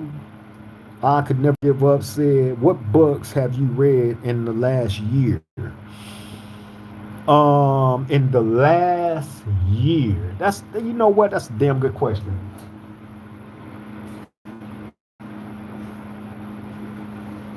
Right. Now I've talked about um some of the books that I've read. I've talked about this before on the show. However, the last book that I read this year just so happened to be this one. Right? This the homeboy BG Ali, man. Shout out to BG Ali. Original Front Hood Compton. This is Face the Music's homeboy right here. Right? This is my homeboy, man. I interviewed him on this show before. That was a great interview, by the way. I believe he was probably one of my first interviews, right? This guy is also one of the first people that interviewed me right before I started doing podcasting, right? And from the matter of fact, he was doing podcasting, right? He has a podcast that's on YouTube right now called I believe is All on Us or All of Us, right? Um, but he interviewed me twice on there, right? And I actually, being that I did that interview with bro, you know what I'm saying? That's what actually inspired me to actually jump behind the camera and start doing this. The because the conversation was so pleasant and so good. I'm like, you know what? Like I like this, and I like how bro got down, and I like his approach to the questioning and all that. You know what I'm saying? So I most definitely um, um, got inspired from that, from bro. You know what I'm saying? And I was blessed enough to be able to get him on my show after those interviews I did with him. And I was able to interview him here at the Swang Glow podcast. But this is his book that's out. I was actually supposed to have him on here and interview him about this book. Oops, am I blocking something up? Can y'all see that? Y'all be sure to go out and get bro book, man. Please. You feel me? The name of the book is called Through the Eyes of a Baby Gangster, Divulging the Untold Truths by Danja B.G. Ali. Go get the book. Real life true tales, man. Shout out to my bro, B.G. Ali, man. One of Compton's finest.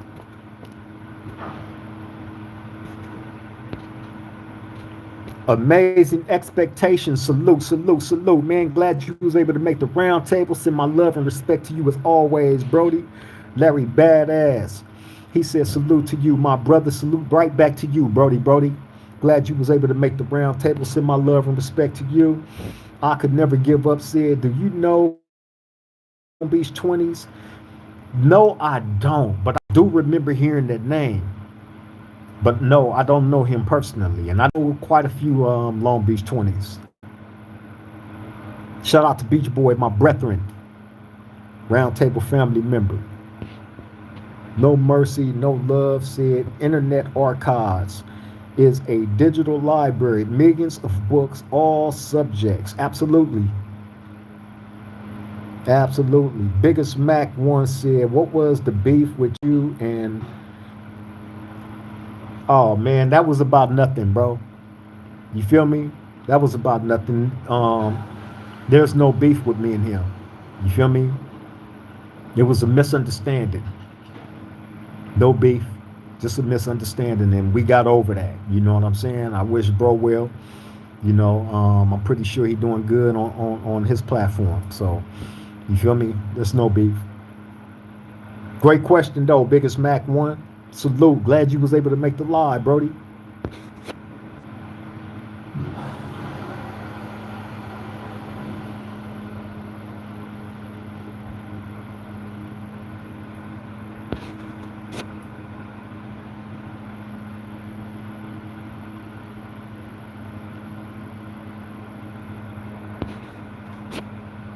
But yeah, man, a lot of the books that I read in the past though, like I told y'all, you know, I used to get a lot of my reading material from the homie Gumby, from Hoover Gumby. You know what I'm saying? When me and him was in Calipatria Hole together. You know, being that I was in and out the hole so much and he was already back there, you know what I'm saying? Fighting what he was fighting. Every time I went back there and shit, that's where I got all my reading material from. You feel me? Like I told y'all, he had close to thousands of books in his cell. He had stacks on top of stacks of books in his cell. More than anybody that I ever seen. And I've been around some guys that, you know, that had a lot of different reading materials. You feel me? That's another thing that I was blessed to, you know, pick up in prison was, you know, the encouragement of education. You know, you actually had those that was willing to sit down with you and teach you different things. You know what I'm saying? Different languages and different black literature.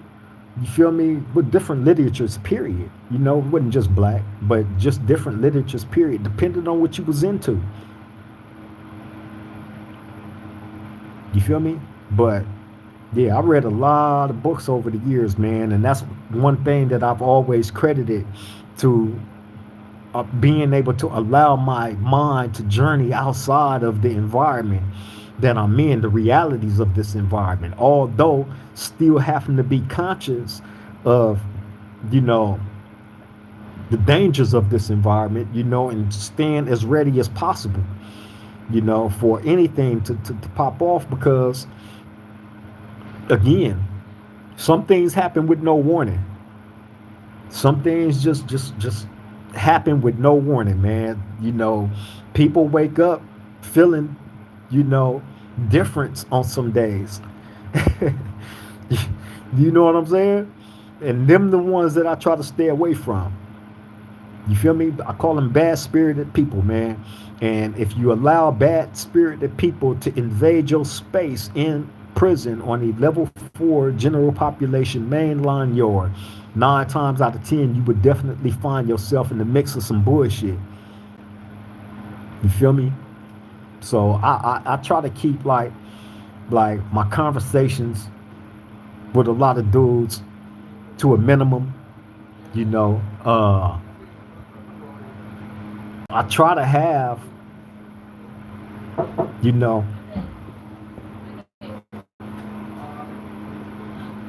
all right.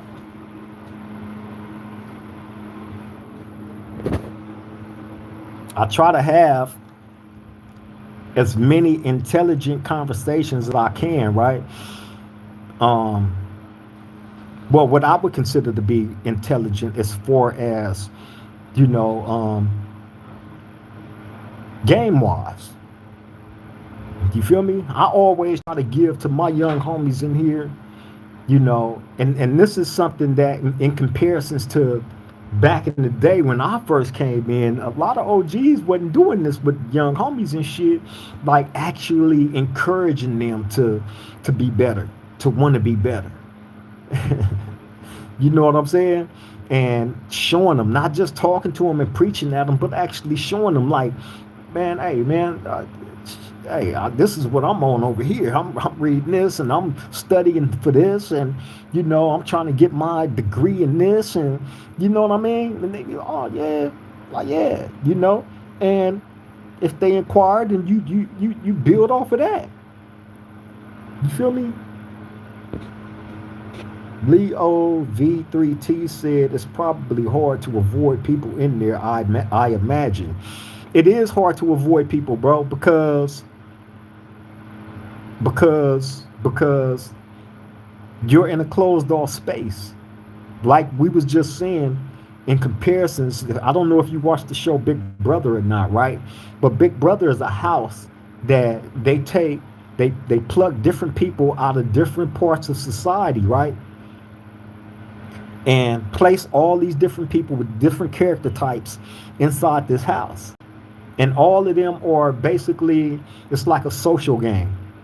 It's like a social experiment, and it's the battle of the wit. You feel me? And the top dog take home the prize. You feel me? And that's how prison is in comparisons, if I had to compare it to anything, because you have a lot of guys from all walks of life, from everywhere, that's thrust in one space, in one environment. Now just imagine you have some of the absolute most violent people that you can think of that has committed the most atrocious crimes that you can think of, as far as unalivings and all that shit, right? Gang banging and all that. These guys occupy the space of a level 4 general population mainline yard, right? Some have made it, the mass majority have made it to the level 4s for their violence on the lower level yards. See, that's how it happens in a lot of cases. You start at a lower level and you work your way up. If you continue, like if you really on that type of timing, your points is going to build up from all the write-ups and all the fuck-ups. It's going to continue to build. And then guess what? You find yourself on a level 4, 180, 270 design. Now, when you hit that 180 level 4, that's maximum security lockdown. That's where I described to y'all, when you go to the 180 level 4s, that's the one that got the big wall all around it. You can't see outside the yard. All you can see is the sky and the gun towers. It's a pit. You know what I mean? So you can't see nothing outside that wall. That's that 180. And then all the buildings is designed with pods, A, B, and C pod. You feel me? In comparisons to a level 4 270, a level 4 270 is a building, and it's not sectioned off by pods. It's one side, but the 180 designs, oh, that's pods. That's more controlled. It's more lockdown and more controlled. You feel me? What set you from, Lo? Oh, you don't know? My name didn't tell you that? Jeremiah TV 95 said, hell yeah, that's right. Let him know, Brody.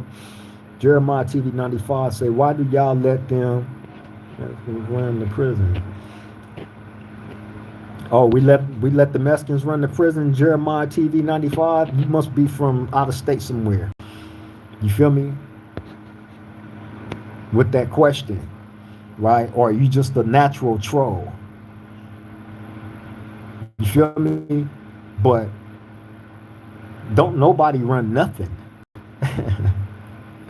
Right? And if you believe that somebody runs something, right? Whether it be the Hispanics, whether it be the blacks, whether it be whoever, right? If you believe that, right, then you might need to take your head about your buttocks. You feel me? Or whoever buttocks you got your head up, you need to pluck that head up out them buttocks because you sound stupid as fuck. You can't be from California saying something like that. You feel me? What I'm trying I always find you type of dudes amazing that type that type of shit in my chat, right? Like damn, you actually found the energy, right, to find the finger strength to use to type that in another man's chat. You feel me? Straight weirdo. I could never give up, say, I do my best to avoid nonsense and have boundaries out here. So I don't wind up in there. Hey, you got to do what you got to do, man. It's best to keep them boundaries up. You know what I'm saying? And keep your space protected at all times. You know what I mean? You got to do what you got to do. That's what I plan on doing when I get out there. I'm not dealing with no BS, no suckers, no none of that. You know what I'm saying? Because I know how I respond to those things, and you know, at this age, like I said, the rest of these years and times that I got on this earth belong to my family, man. No mercy, no love. Say I started level 3 parole, level 4 shit happens. Hey, for real, that's how it happens, bro. That's how it happens. No mercy, no love, for real. Built different media vision said the guy's a joke. Don't pay no attention to him, man. Yeah, he is a joke, bro. He is. Typing that dumbass shit up in the chat. Marshawn Fronter said it's different world, no games. Yeah, he be from out of town. Yeah, you know he out of town putting that dumbass shit in the chat, bro. See what it is? Them type of dudes that do that type of shit, right? These dudes are professional trolls. You'll see these same dudes with these same profiles go to somebody else's comment section and try to provoke the same bullshit, hoping that you know what I'm saying. I say something so they can run back and be like, "Look what Do Rock Creep said about you. Look what Do Rock Creep said, and this and that." You know what I'm saying? These dudes be professional trolls, or sometimes it be those dudes with fake profiles that try to throw that type of bait out there to get you to bite and say something. You know what I'm saying? So they can get something going, the ping pong and shit. I'm not biting into none of that dumbass shit. You know what I'm saying? The people that do that, I'm just gonna talk bad about them. I'm gonna tell the truth about them though. You feel me? Straight up. Build different media vision. Said Creep, carry on, bro. Ignore that dude. Absolutely, Brody. I could never give up. Said LOL. He said the finger strength. The finger strength, man. Hope they prepare. Said if you only knew, Jeremiah. No mercy, no love. Say people run their own cars. Non-affiliates run nothing. Nah, they don't. Jeremiah TV 95 say I ain't from out of town. I live in Prison City. I live in Chino. The fuck, laughing my ass off. Oh, so if you live in Prison City, he say I know big homies that started your hood. You don't know nothing about the powers. Hey, Jeremiah TV, go play somewhere, man. Go play somewhere, man. You a weirdo.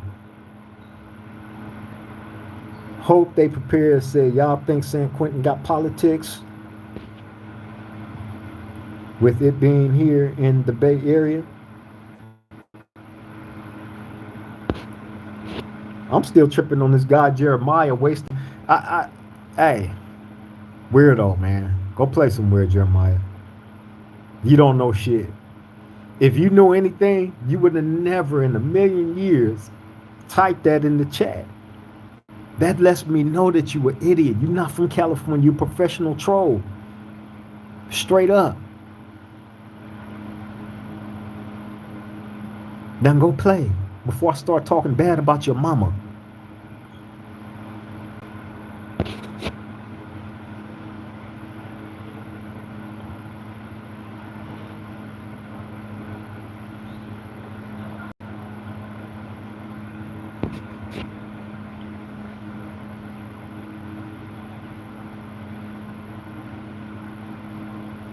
Hope They Prepare said that's too at No Mercy, saying no affiliates don't run nothing.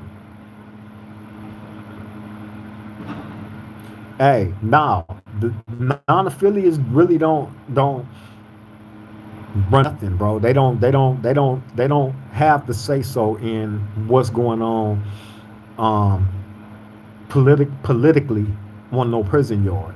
You feel me? Like they basically fall in with the powers that be. You feel me?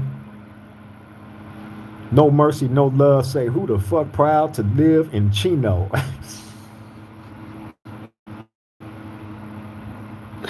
Hey, I ain't never been to no Chino. You feel me? But here it is. This person, hey, this motherfucker, he not from Chino, bro. He got to be from fucking bumfuck Egypt, right? He can't be from California, putting it like that in the chat. You feel me? And if he is from California, he's a professional troll. I guarantee you're gonna see that same profile in somebody else's comment section, doing one of their lives, saying some dumbass shit like that, right? Just to try to stir the pot, as if the pot ain't already stirred enough. You know what I'm saying? And we ain't on top of our shit. You feel me? We man, come on, we keep an eye out for people like him. You feel me? That's why I allow him to breathe and stay in the chat. Because if he keep it up, you know what I'm saying? Then hey, we just gonna have some fun with him. I'm gonna turn him into content. Why not? I'm in the mood for it, and I still got some weed to smoke too. Matter of fact, hold up, let me blaze up. Hey, roundtable family, roundtable family. Look, this is what I want y'all to do. I'm finna blaze up right now. Y'all blaze up too, right? Y'all blaze up too. But at the same time, keep y'all eye out in the chat. Because if dude or anybody else pop up in this motherfucker, y'all get cracked. King Grover, you know what time it is, Brody. I'm leaving you in charge. I'm finna blaze up real quick. I ain't going nowhere. Just blaze.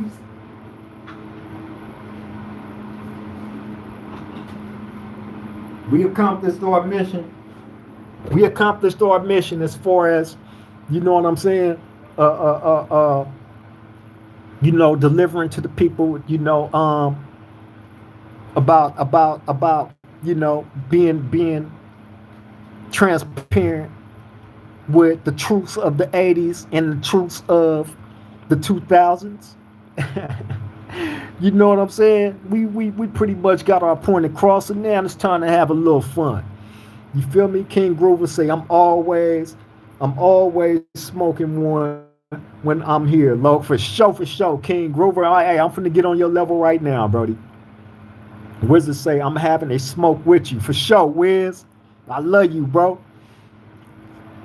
No mercy, no love. Say light your incense. Hey, absolutely. It's getting lit at the same time, Brody. I could never give up. Say I'm on day 49, no weed after 22 years. Oh man, salute to you, man. Stay pure, Brody. Stay pure. You don't need it. You know what I'm saying? Catch this contact though. Off of pureness. Hold up, y'all.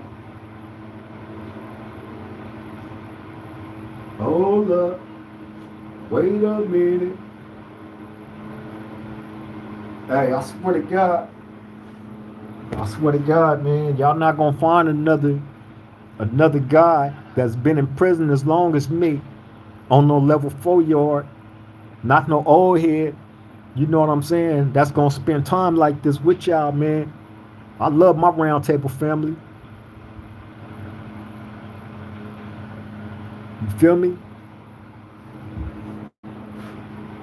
For real, for real.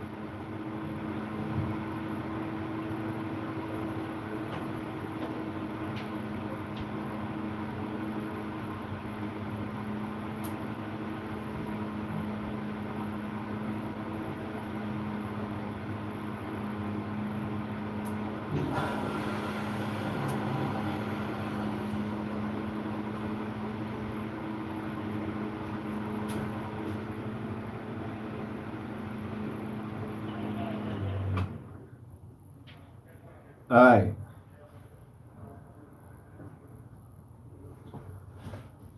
I ain't gonna show me smoking, but I'm gonna show y'all I ain't gonna show me smoking, but this is the little instant that I'm using. See, in here, we make fire using the wall socket. You know what I'm saying? With this little, we call them lighters, but they're not lighters. We make yeah, this a wick. No mercy.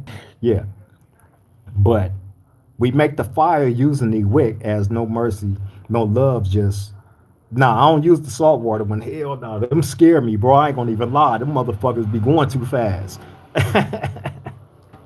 I got the pencil. I got the pencil with the wire and all that shit on.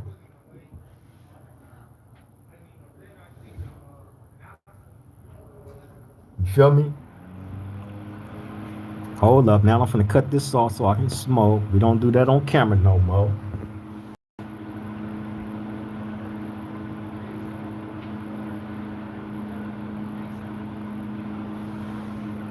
We ain't trying to have YouTube ban us and all that shit.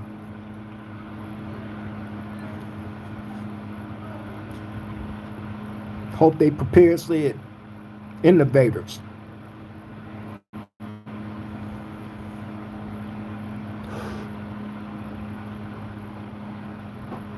Please hit that thumbs up button, man. As y'all come in, hit that subscribe button as well.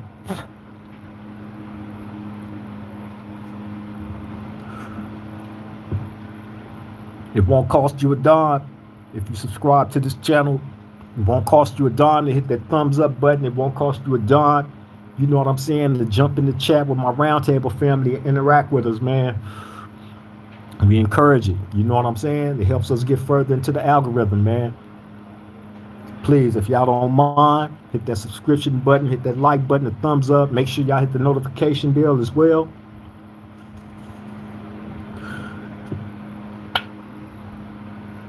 So we damn.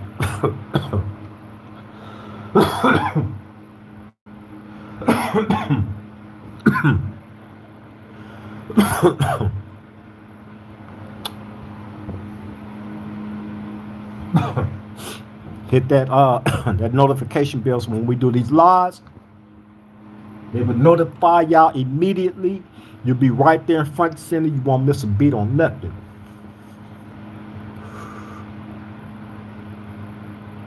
Hope they prepared.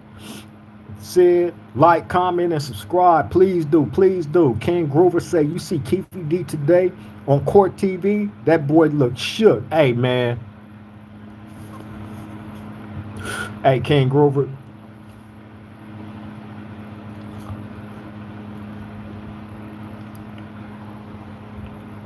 I've been seeing that shit all over social media.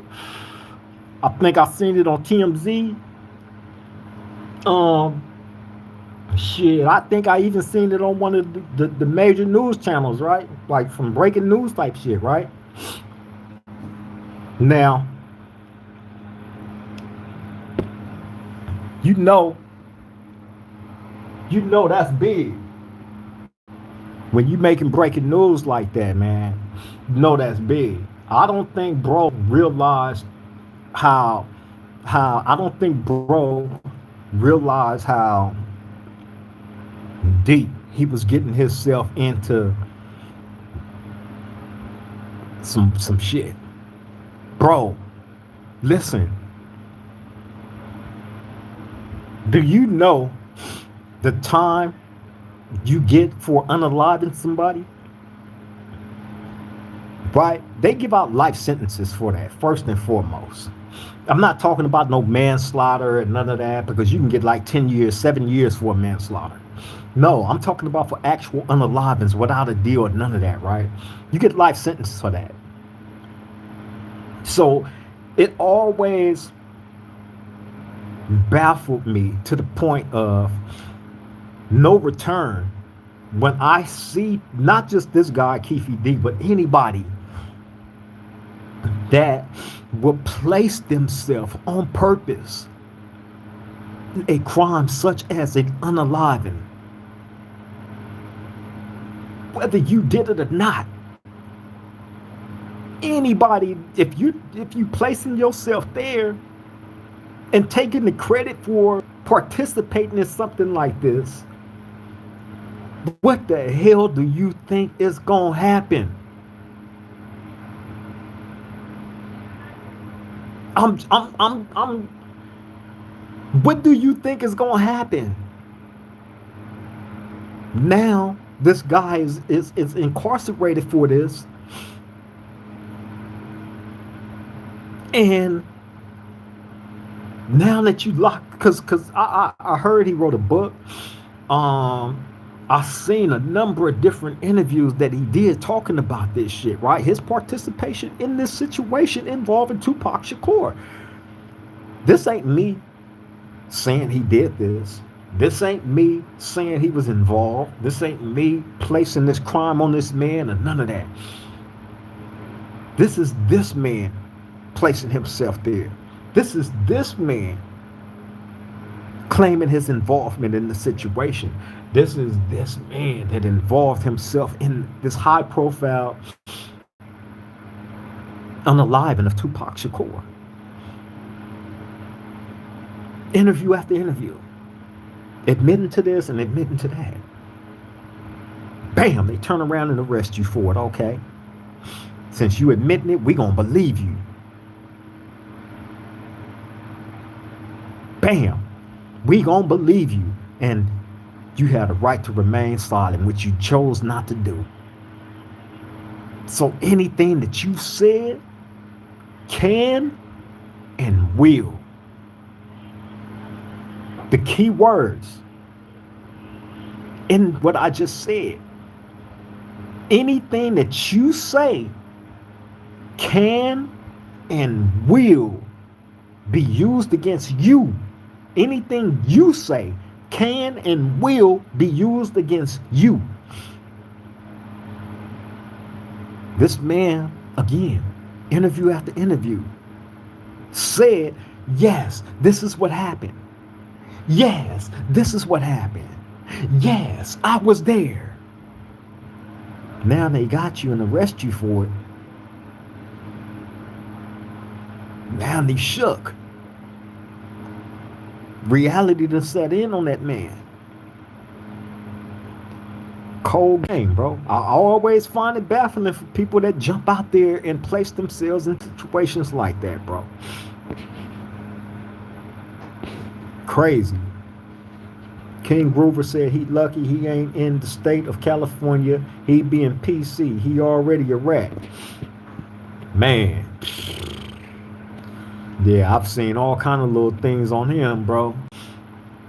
Crazy work, bro. I remember when all that came out on him, right? I told y'all I was in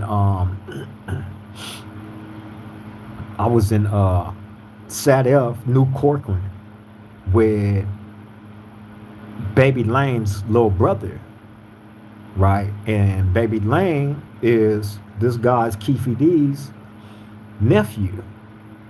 So that makes Rober his nephew as well. Well, I remember when all this came out about this guy, Keefe D. I remember, well, when he found out about it, I remember just this one night, them talking about that shit, and he was tripping on this shit, right? Tripping, right?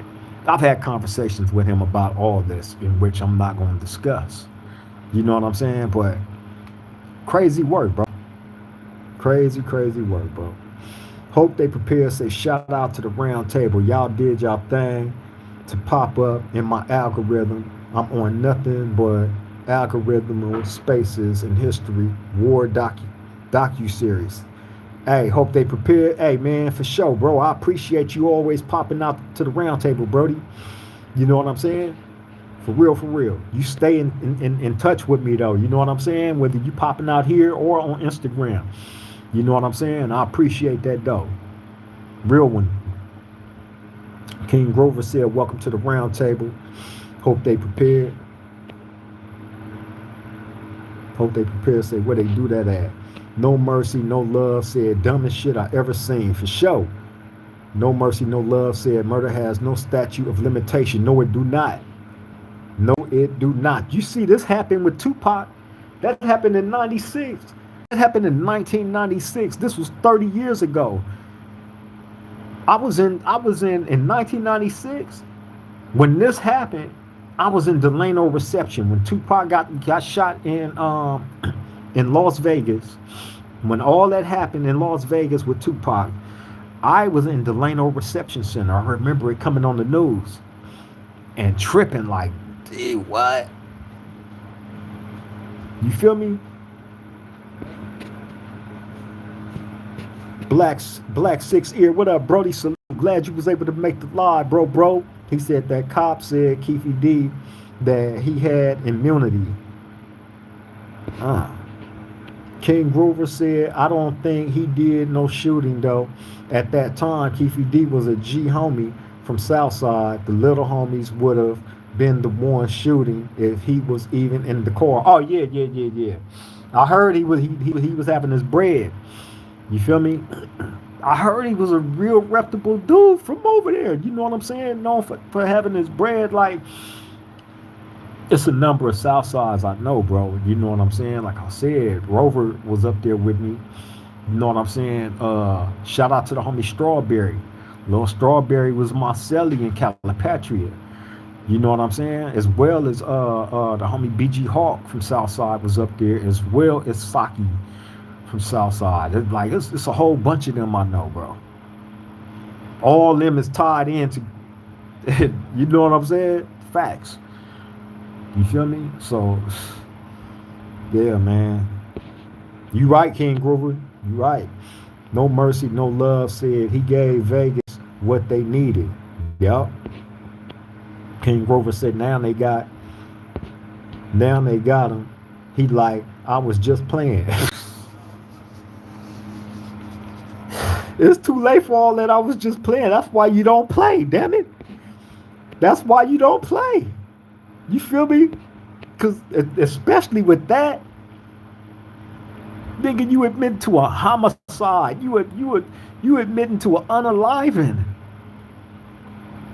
They give you all day for unalivings. They gonna set you down. Look, right now, he in the cell like this.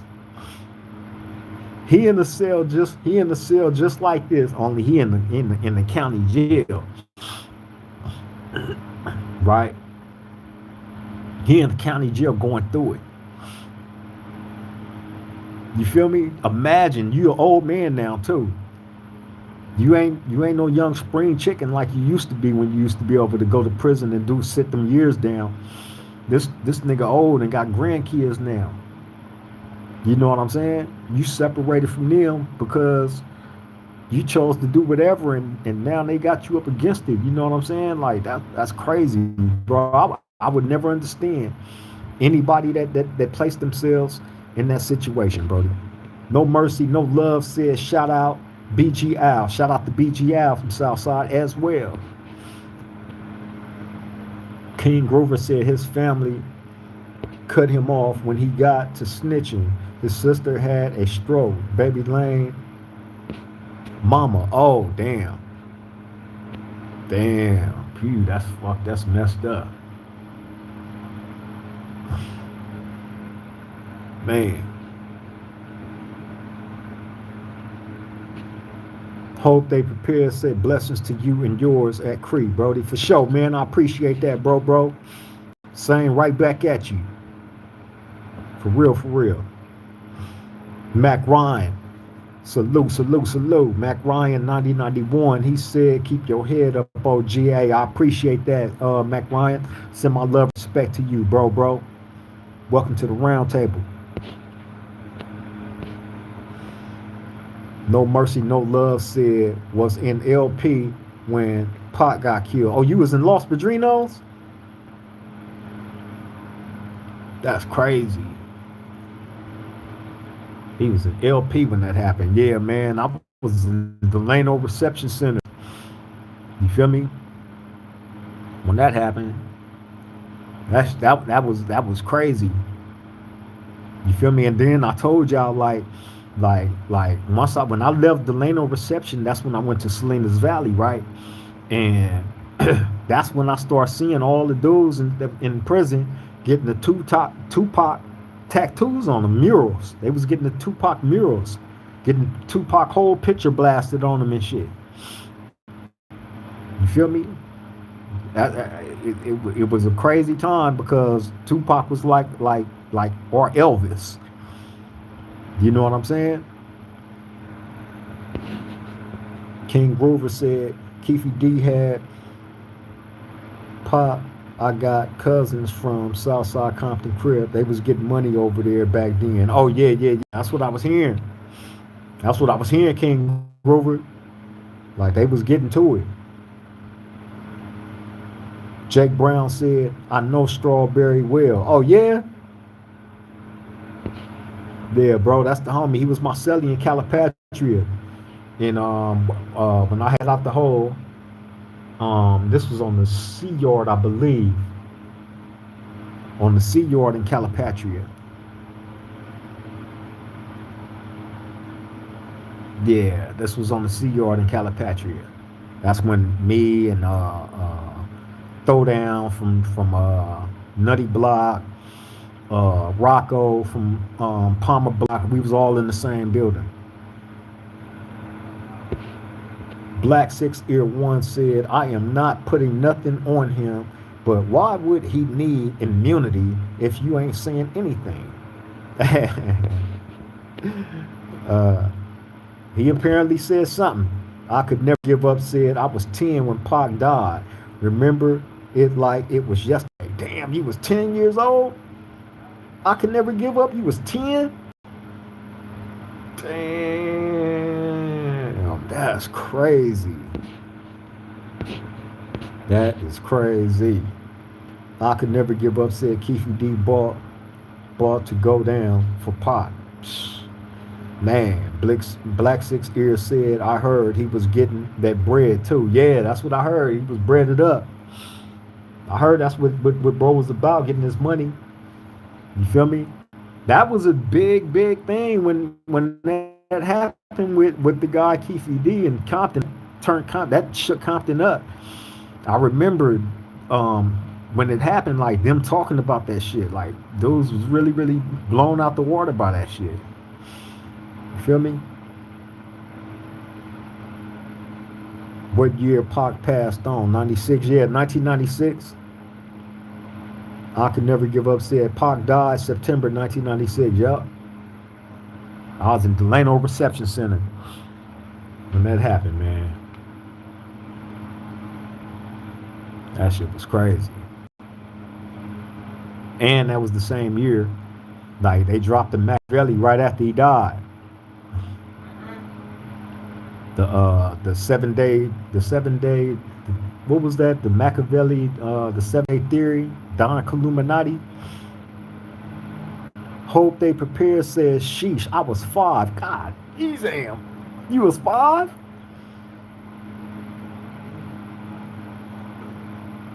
Hope they prepared. You was 5 years old. That is crazy work.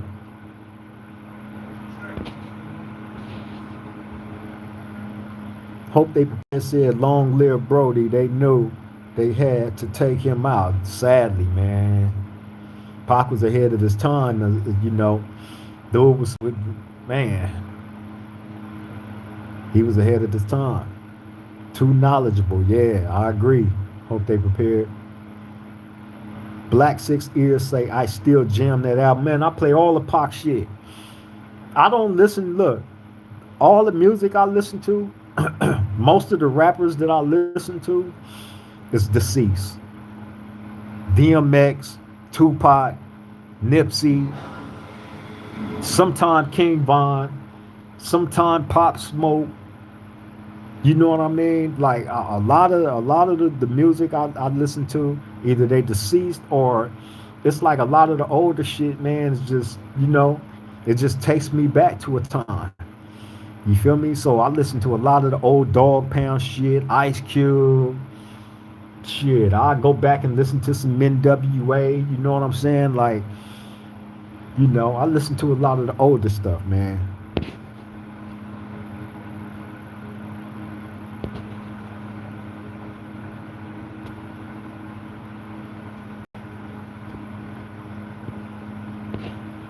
Jake Brown said, "Do you know some Compton in hoods?"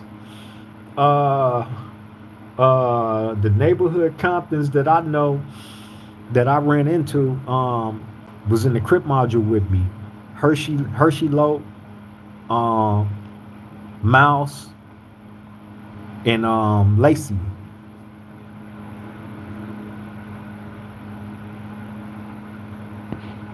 I could never give up. Said, "Who's bigger in hip hop, Snoop or Pac by far?" It's music wise, just Pac, Pac because he had more of a global influence. Snoop, Snoop, Snoop have a global influence, but it's different. His influence is different. He's iconic, like in comparisons to somebody like what's the old white dude name that be smoking a lot of weed? Not Cheech and Chong, the white dude, man. Damn. King Groover said Pac put his hands on a real G. Oh yeah. Yeah, absolutely did. That was a very King Groover, he made the mistake of his life. You feel me? He made the mistake of his life by doing that. That's a fact. That's an absolute fact. You feel me? Hope They Prepare said, then his ties to the Panthers. Long live his OG mother. Oh yeah, yeah, man. Definitely. I could never give up said I met Shook G at the airport. He emailed me unreleased Tupac clips. Oh yeah? Oh, he said Shock G.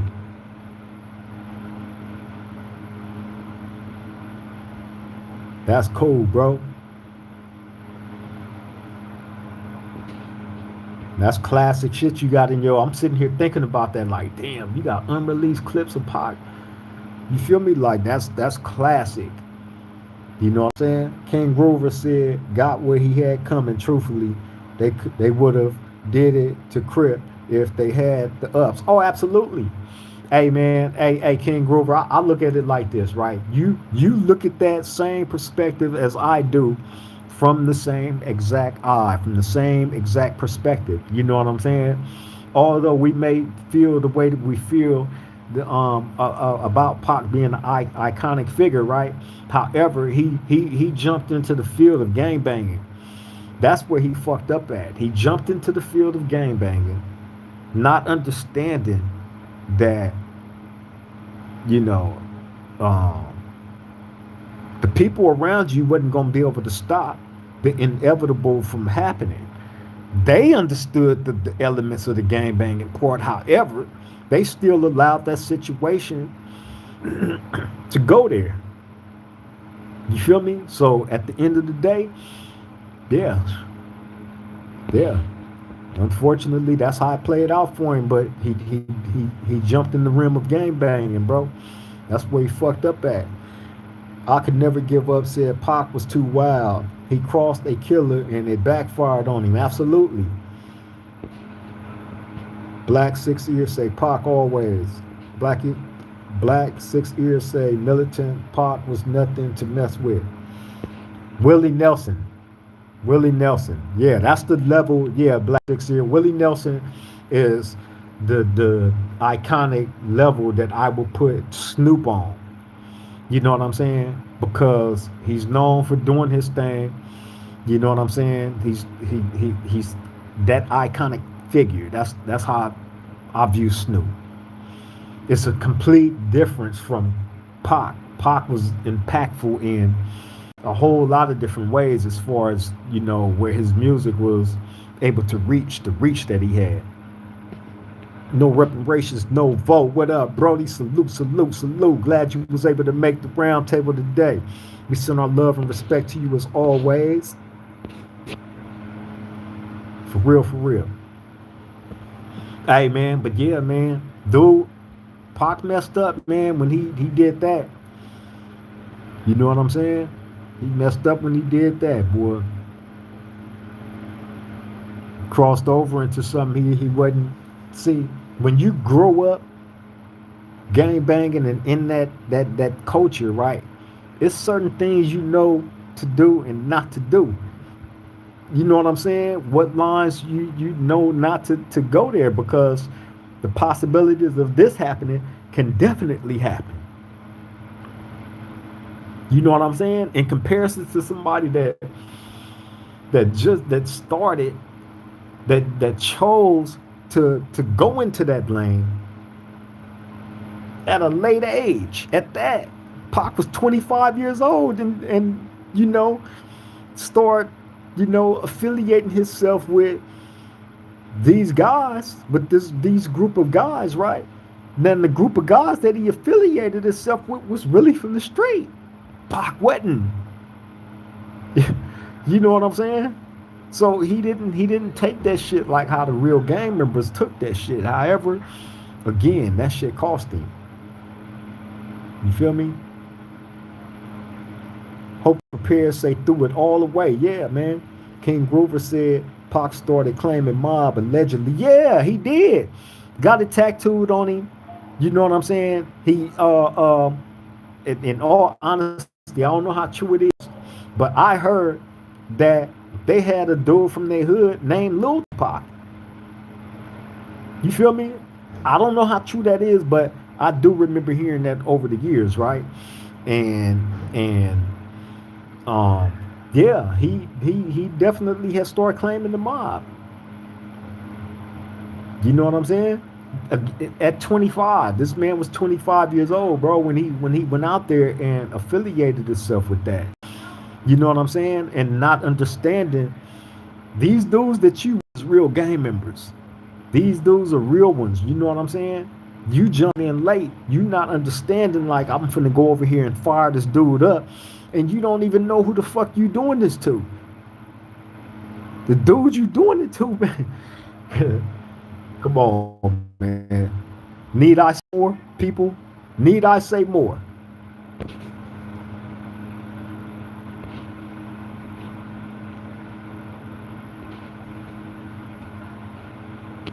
Black Six Ears say he used to say it in his records all the time. Yeah, he did. Hope They Prepare said is Mob a Damu set up there in Southern Cal. We have a mob here with Felix Mitchell, Mac Blast. Reason I asked. Hey, yeah, they had the Mob Pie rules in Compton. They had the Mob Pie rules in West Covina. You know what I'm saying? But I know y'all got the mob up in the Bay Area too as well. You know what I'm saying? But this is a blood gang down here in Southern California. You feel me? A real blood gang. That real like bangers. You know what I'm saying? So yeah, man. Pac became a gang member at the age of 25, not understanding the game though. You know what I'm saying?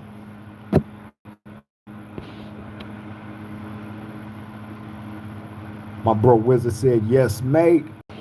No reparations, no vote. Said, I couldn't believe they put Chris Brown, Soldier Boy on. hey,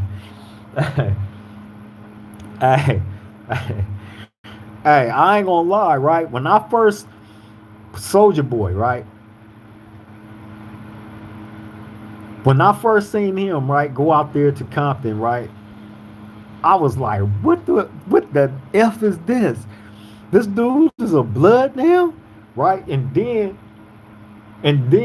they end up beating him up in the video when they invite him out there, right? So I'm like, yeah, he ain't no real member. This dude is, they just, you know what I'm saying? They just using this fool. You know what I'm saying? He ain't no real member. Because one of the little real ones got on his head in that video. You know what I'm saying? But Chris Brown, oh, hey man, I don't know. I guess they come in all shapes and sizes. You know what I'm saying? I don't know, man. I don't know. You feel me?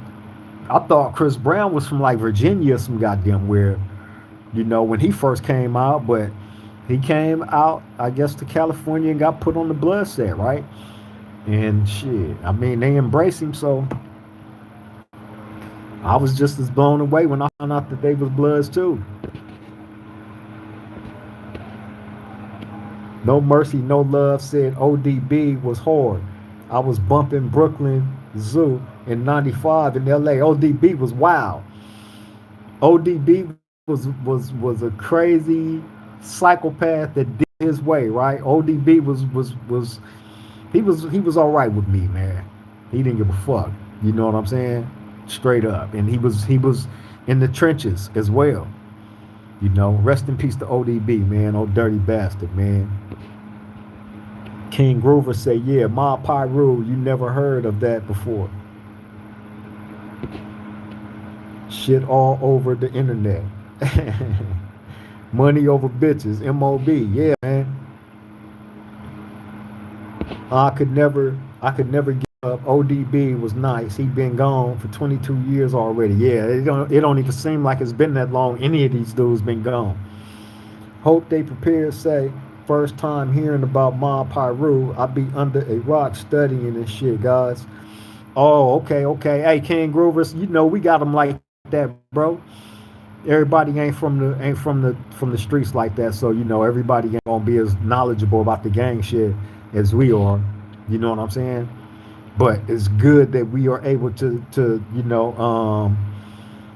like I said, we come to educate and be educated. Just like how we educating you about this, little bro. You know what I'm saying? You can bring something to the round table and educate us as well. Hope they prepared.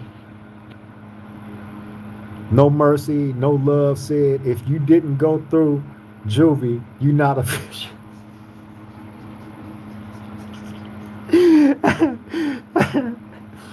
Hey man, Juvenile Hall was sick.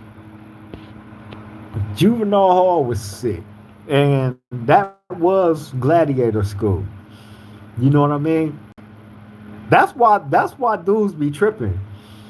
That's why dudes really be tripping, right? Because through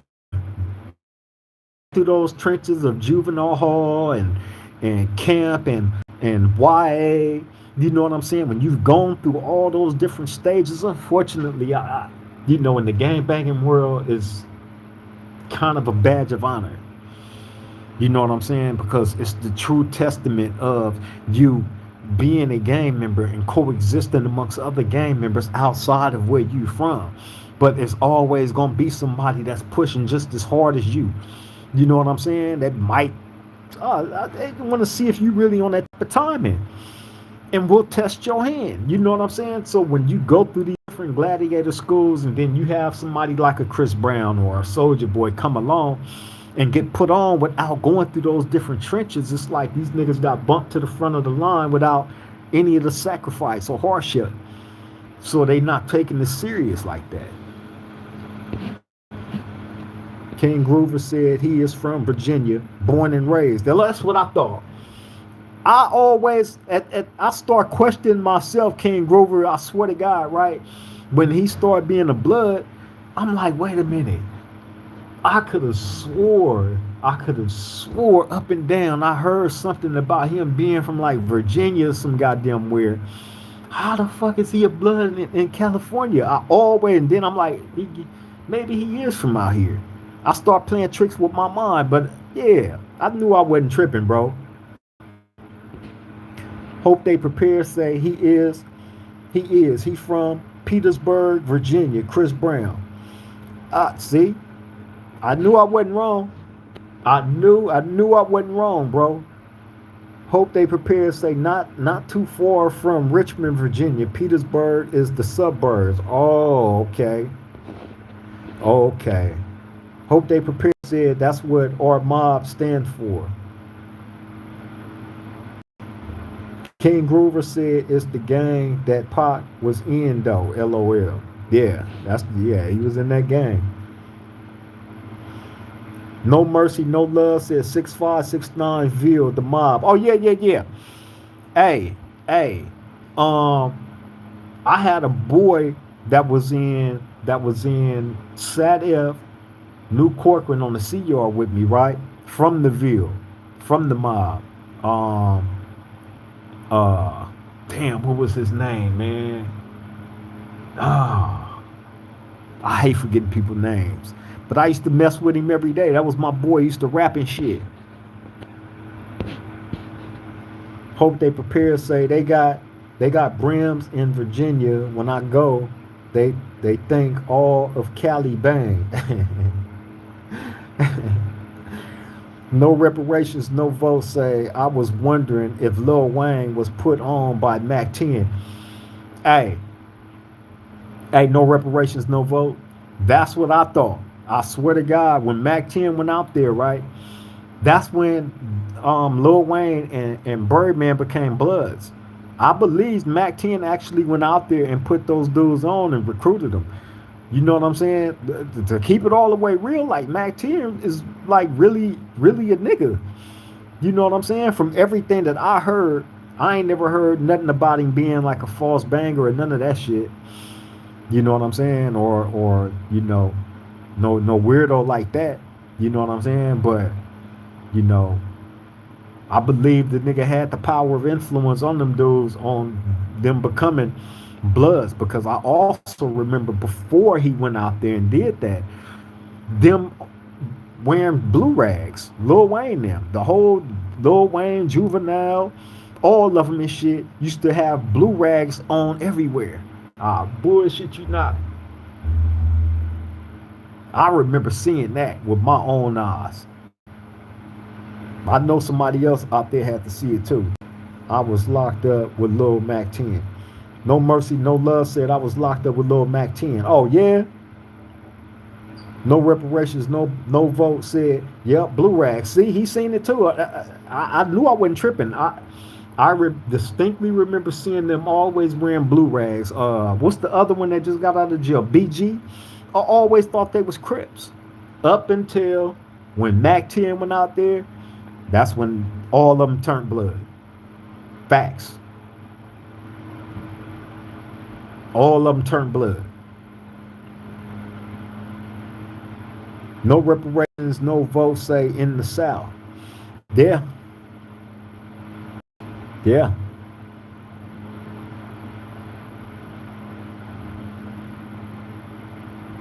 No reparations, no votes, say, for the youngins.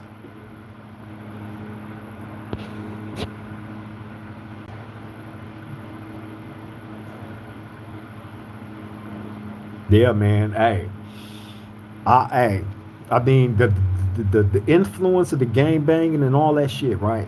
How it stretched from starting in Los Angeles, California, you know what I'm saying, and then spread now worldwide, all over the globe, basically. You know, it's crazy. It's crazy to have that affiliation to something that in my humble opinion is destructive, has been destructive. And I only say that because of my destructiveness, my contributions to that destructiveness. I ain't done nothing to build my community. Coming up in it, I ain't done nothing to build my community. I've done nothing. You know what I'm saying? But brought destruction to it by doing some of the things that I've done, you know, that wasn't towards building it. You know, part of the destruction is you being tied to that community and doing something of destruction. You know what I'm saying? That can actually give that community a black eye because of, you know, your recklessness in whatever you may participate in.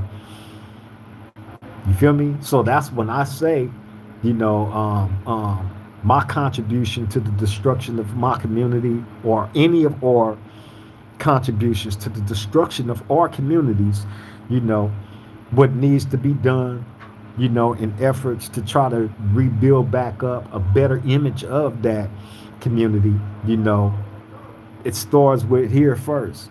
You know, what's here first can definitely lead to what's in the heart. You feel me? Sometimes we need that mental sanitation. No reparations, no votes. Say, I remember everyone wanted to be Crip out here on the east and down south once Snoop came out. Oh yeah, absolutely. Absolutely. Wizard say, love your genuineness. Salute, brother. Hey, thank you, Wiz. Love you always, Brody. You feel me? Hey, no reparations, no vote. Hey, man, it's crazy how how everything has its season. How everything has its season, right? One season, the Crips again, and everybody want to be a Crip. And next thing you know, you see everybody Crip walking and blue ragging and gang signing and all this shit, right? Then that season to be over with. Then next thing you know, everybody want to be a blood. You feel me? Everybody B walking, big B teaming, red flag, everything to the right. You know what I'm saying? All that, right? Everything has a season, man. You know, whatever is trending, whatever is, will people feel like that would get them the popular vote, that's what they finna go sit down with for that time being, right? I don't think it's too much true genuineness and a lot of participation of either. You feel me? Because again, when things start trending, people tend to gravitate to the things that's trending because they want to be part of the accepted social life. You know what I mean? But there's no real genuineness in it, in the participation as far as the gang thing go.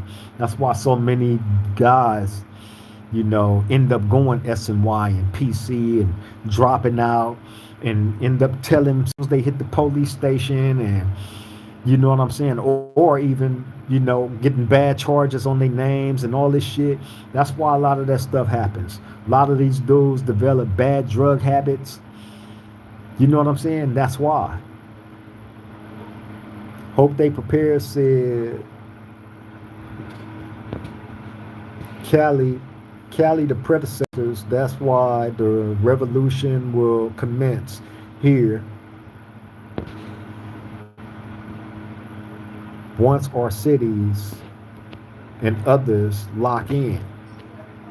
Yeah, man, it's gonna take a lot of work, bro.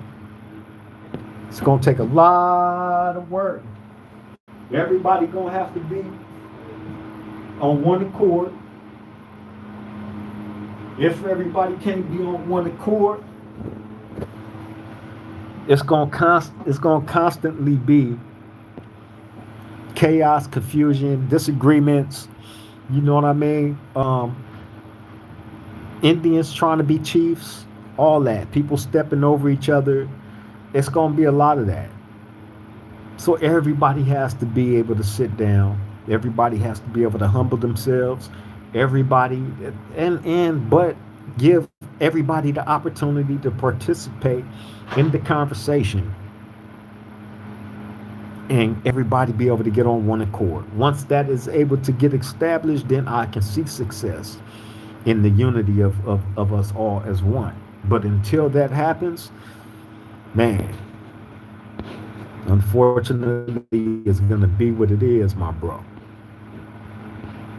No reparations, no votes. Say, I lived on 22 and Lewis back in mid 90s, and they were telling me Snoop was no good in the hood.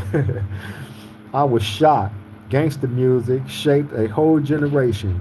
I've been watching this since NWA. Me too, man. Me too. Hey, gangster music did give gangster music gave see, when you was from the street and you was listening to that stuff, it was like it was like damn, it was like, damn, man, these dudes is rapping about my life. These dudes is giving insight to my life, to a life that isn't highly publicized. And they are making it sound cool as fuck with the NWAs and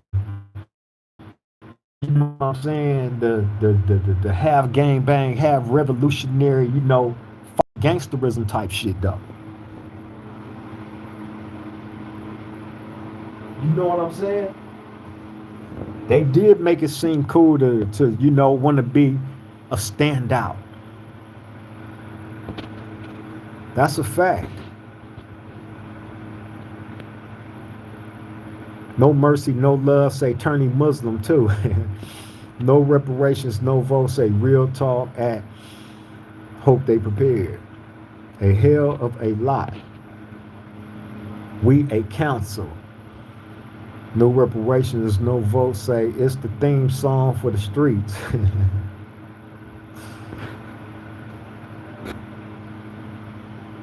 Hey man, yeah man. Music did play music and y'all gotta think about this, man. When the NWAs came out, followed with Ice Cube and Scarface, the Ghetto Boys, you know what I'm saying? Dub C, MCA, King T, Coolio, you know what I'm saying? When you had these guys, that was making this type of music for our culture, for our way of life and understanding, right? It took things definitely in a certain direction. However, y'all got to remember that the streets was there before rap music.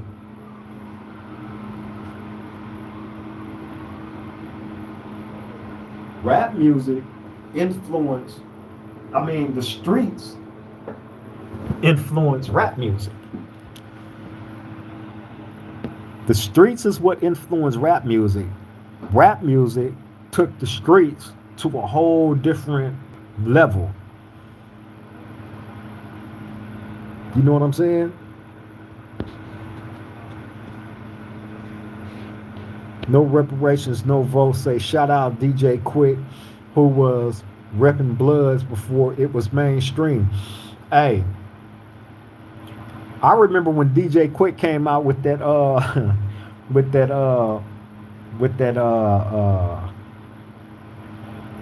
what was that first shit he came out with, man? Somebody help me out in the chat, man. I'm trying to remember the song. I remember that song, man. And I remember hearing that song, right? For the first time. I'm like, this dude is gang banging. This dude is like really, really gang banging. That was the first Blood that I heard. You know what I'm saying? Like banging on wax. No reparations, no votes. Say Coolio from the C team. Yep. Yep. Jake Brown say me and Easy E with two sisters for a little time. Oh yeah? That's crazy. Jake Brown say him and Easy E went out with two sisters for a little time. That's crazy, Jake. No mercy, no love said tonight. Oh yeah, tonight. Tonight is the night. That one. A day in the life with a brother named Quick. I'm just a stubborn kind of fella with the head like a brick. Just because I drink the A. They say that I'm hopeless, so I don't give a fuck, so blame it on the locusts. That one. Hey, when I first heard that, right, I'm like, oh, this fool is banging, right? And I remember this girl had that tape, man. And I remember hearing it, taking that tape and breaking it. I ain't gonna lie, I was gang banging then, man. Y'all gotta remember, I was young as fuck. You feel me? Just keeping it real. Young, stupid.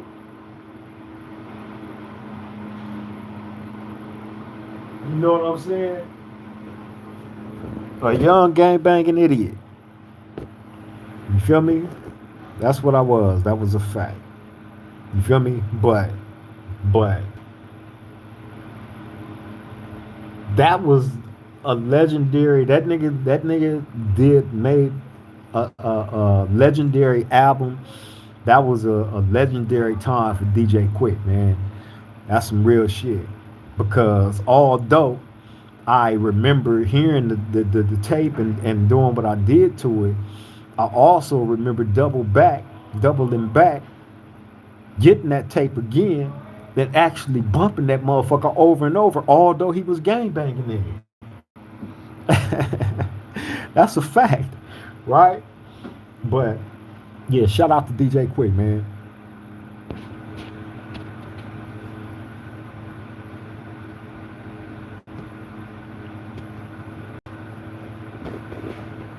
Jake Brown say they know all of Compton. I could never give up said, do you remember Theo from 92.3 The Beat? I absolutely do.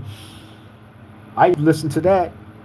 I used to listen to that 92.3 The Beat every day, man, growing up.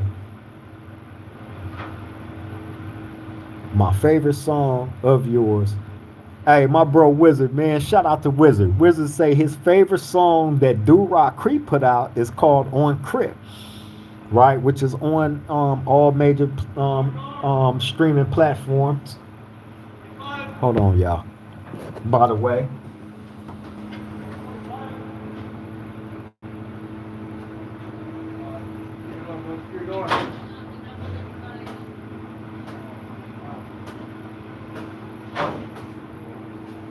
On Crip is on all major streaming platforms. Still, that's some of my old work.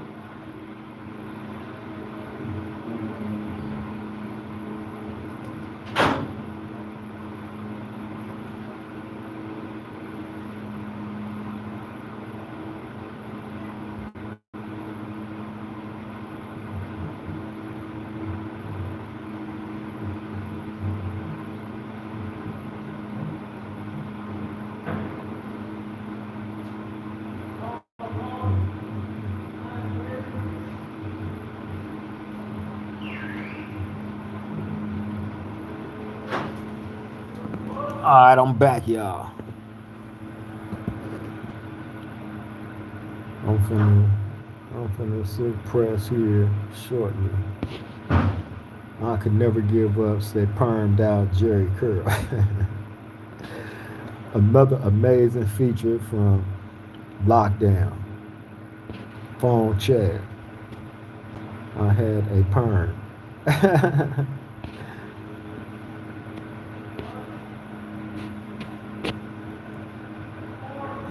Jake Brown say, I am going to check your music out. Oh yeah, hey, bro. It's still up on all major streaming platforms. You know, a lot of my old music and stuff, man, from when I was rapping and shit. You know, some of y'all that's here at the round table probably don't know that. That's where I came from before I started doing podcasting. I was still doing music, still engaging in that heavily. You feel me? And I was doing that for quite some time. You feel me? And I was fortunate enough to put out a couple of albums from prison. You know, they wasn't all that. You know what I'm saying? However, being that I was able to do that, you know what I'm saying, and make that accomplishment, and you know, I'm proud that I was able to do it from the position that I'm in. You know what I mean? So, you know, no mercy, no love. Say I miss my Jerry curl. It only cost $25. Hey man, I used to have a curl. I had many curls. You feel me? As a matter of fact, the last time I had got out, I had got my hair done in the curl.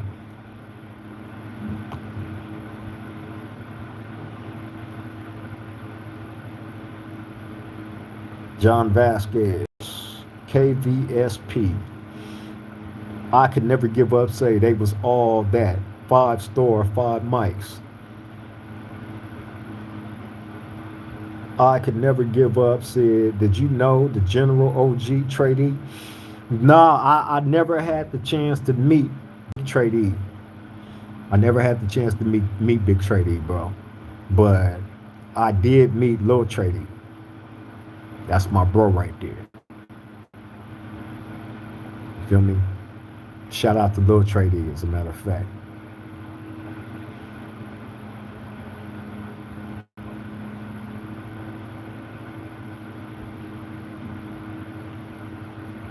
Knew a lot of guys from Insane, though, from his hood. You feel me? Like I told y'all, one of his road dogs was in the Crip. One of Tradee's road dogs was in the Crip module with me. Shout out to OG G Lottie.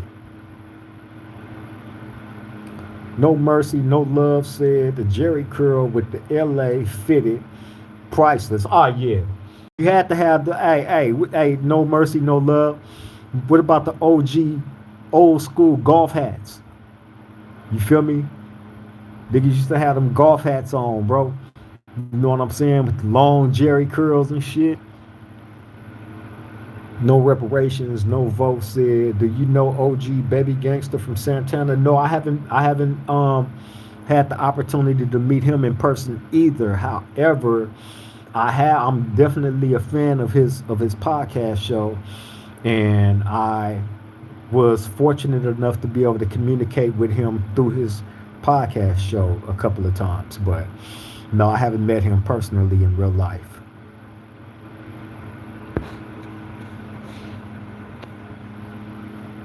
I could never give up, said quadruple and. No reparations, no vote. Say, do you know OG Baby Gang? Okay, I read that. How about Burger from Santana? No, I haven't met Burger either. I know quite a few Santana blocks. I know quite a few of them, but no, I haven't met Burger either. I know Santana block, man. I know a gang of them. Shout out to OG Gerch. Gerch was in Sadell, New Corcoran with me on the Sea Yard.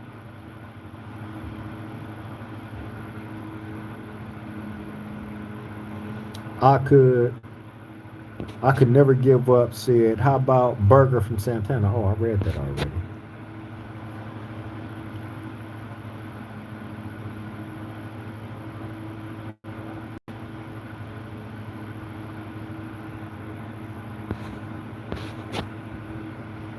I know a lot of people, man, a lot of dudes from everywhere. Y'all got to remember, right? I have, 36 years of prison time up under my belt, man. So, you know, in all those years, right? Jake Brown say, I low ride with Baby Gangster. Oh, yeah, for sure, man. Baby Gangster do the low riders. He part of the Majestics, right?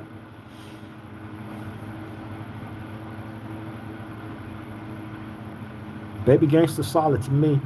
You know what I'm saying? I fuck with bro.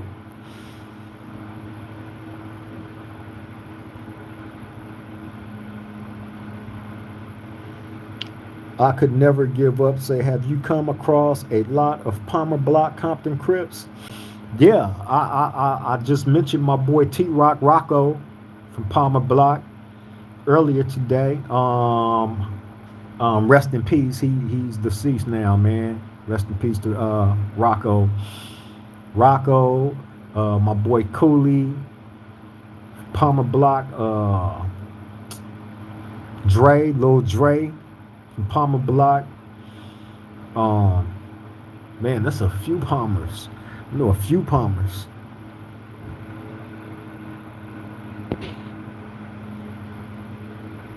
I could never give up. Say, how about OG Bobby Johnson? No, never met OG Bobby Johnson.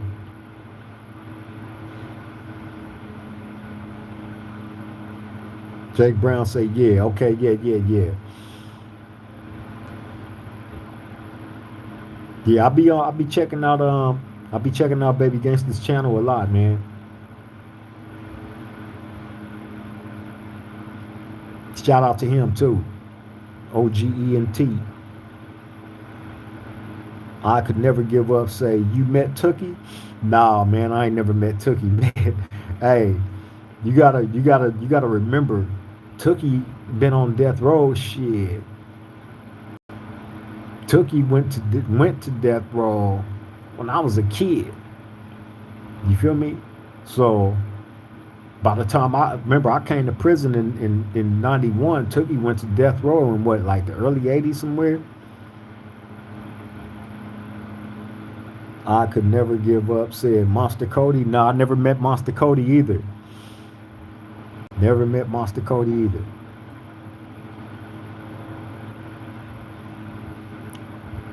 Jake Brown said in '79. Oh, he went to death row in '79. Yeah, okay, so yeah, shit. He went to death row in 1979. I came to prison in 1991. You feel me? He was way up in San Quentin in isolation. You feel me? So nah, I never met Took. Although I've heard a lot of great stories about him, a lot of fascinating stories. I'm pretty sure the same stories I've heard about him, y'all heard about him as well.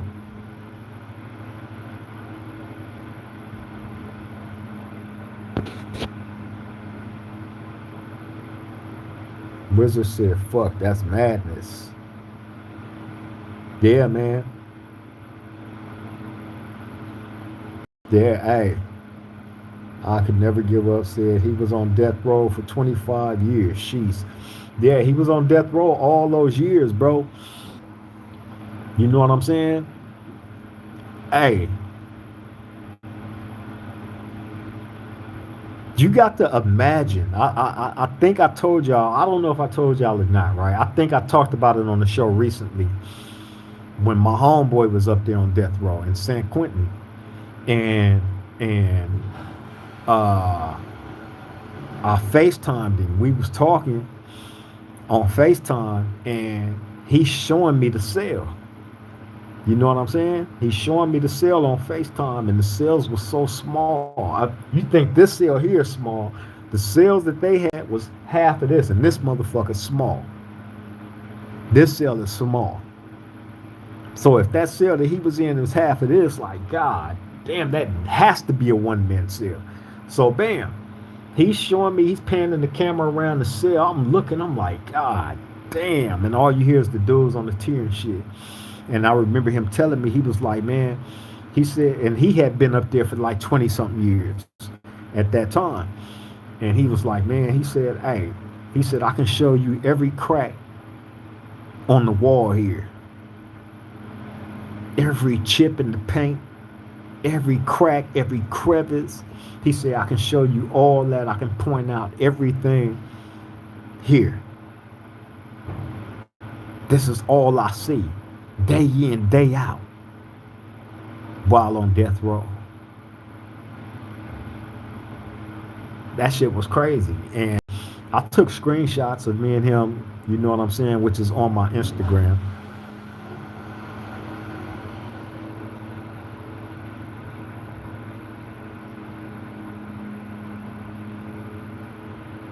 I could never give up. Say, you seen Big U before? Nah, I never ran into that brother either.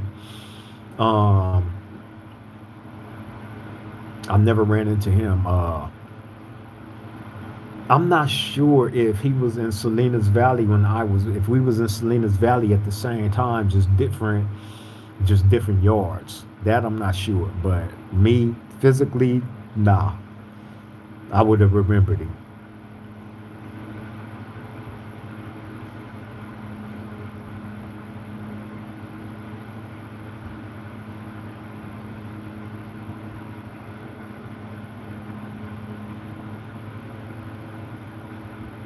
But I have been around a whole bunch of other historical figures that comes from that's attached to that the gang culture. You know what I'm saying? From everywhere. from everywhere. I can sit here and name names for days. I could never give up. Say, you been to Pelican Bay or Corcoran? No, I've never been to Pelican Bay, but I've definitely been to Corcoran. I could never give up. Said, like who? Or you want me to name some of the people that I've been around? Uh, damn, man. Um, I mentioned Reese Cup from Long Beach Rolling 20s, right? Mad Pup, A-Tray Gangster, OG Capone, rest in peace from A-Tray Gangster, OG Paul from Harlem, Big T-Bird from 9 Deuce Hoover, Hoover Rob, 9 Deuce Hoover, and 5 Deuce Hoover. Um, Shit, man. It's so many. OG Space Ghost from 9-0. Big OG Space Ghost from 9-0. He was in Calipatria with me.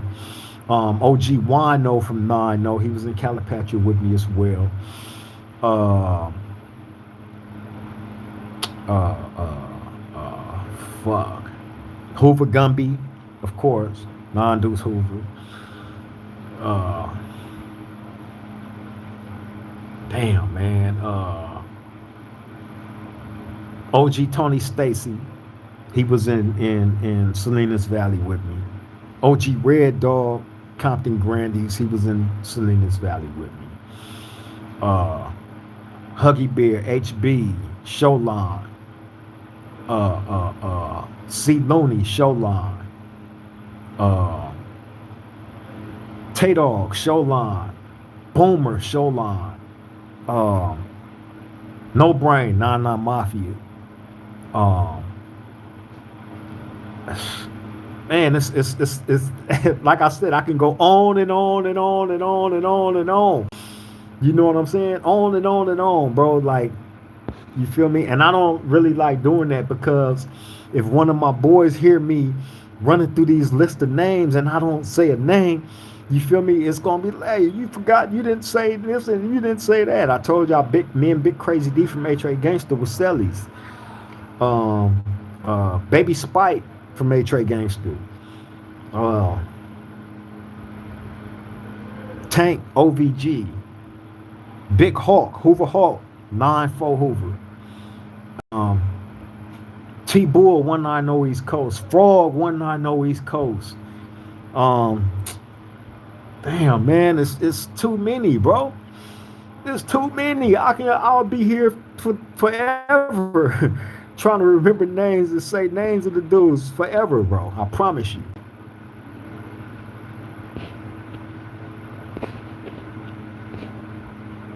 I could never give up. Said, oh, Hoover Gumby, he out there. Yeah, that's my bro. Black Ear One said, do they have bigger sales there? Nah, where they have bigger sales at is on the 180 level 4 yards. All the sales that's on the level 4 180 yards is the sales is bigger, much bigger there.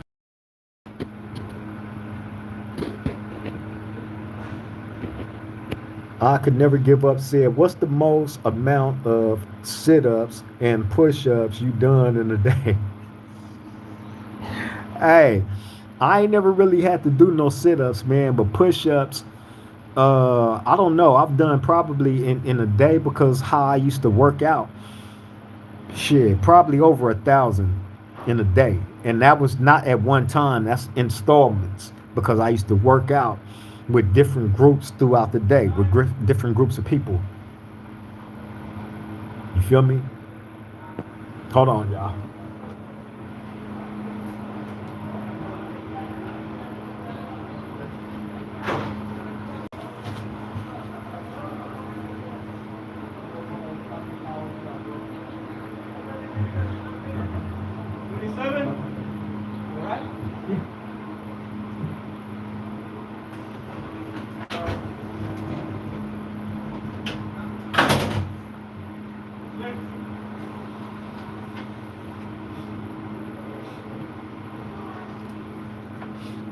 All right, I'm back, y'all.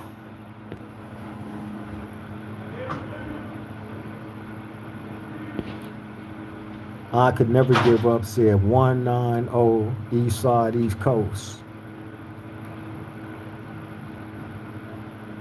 Yep. 190 East Coasters. Jake Brown say 89 East Coast. The 89s, I know a lot of East Coasters, man. I know a lot of East Coasters, man. A lot. A lot. Shout out to all East Coasters too, as well.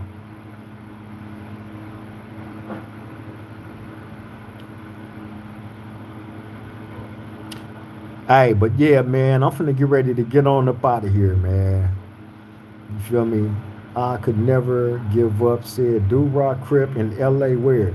Nah, Do Rocks is not in LA. Do Rocks is not in LA City. Do Rocks is in the San Gabriel Valley in Duarte and Morovia. The two cities is called Duarte and Morovia. You feel me? And that's in the San Gabriel Valley. It's sitting in the heart of San Gabriel Valley. That's probably a good 15 minutes on the outskirts of Los Angeles. You feel me? No Mercy, No Love said, only reason why I never want single cell was because I love my pinochle. Now I'm free. Nobody plays it. Oh yeah, the pinochle. I used to play pinochle all day, every day, bro. You feel me? If it wasn't pinochle, it was dominoes with my nigga,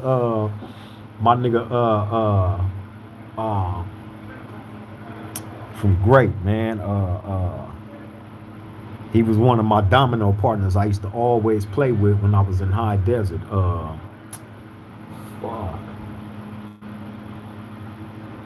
uh, God damn it, his name gonna come back to me. But we used to be tearing shit up on that domino table. If it wasn't dominoes, it was definitely pinochle.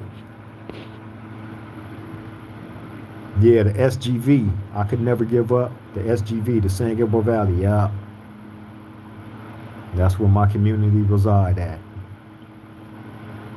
Hey, but look, I'm finna get ready to get up out of here, man. I've held you great people up long enough.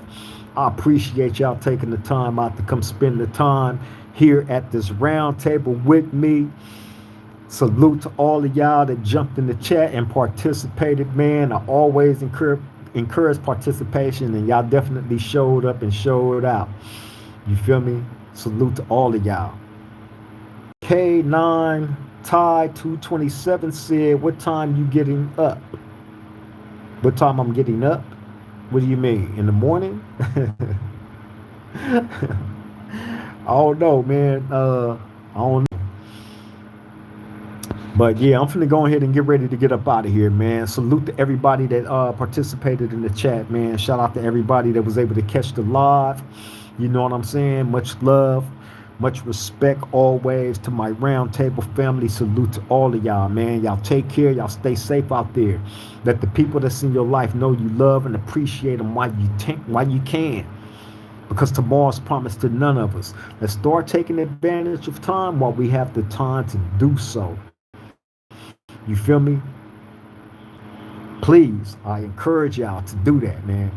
Let the people that mean anything to you, let them know what they mean to you while you have that opportunity. Stop putting shit off until tomorrow when you can do it today. On that note, I want to see all my roundtable back here tomorrow. Same bat time, same bat station. You feel me? In one piece safely. Y'all stay safe. Y'all take care out there, man. Till the next time we meet at this roundtable, I love all y'all. Triple gang.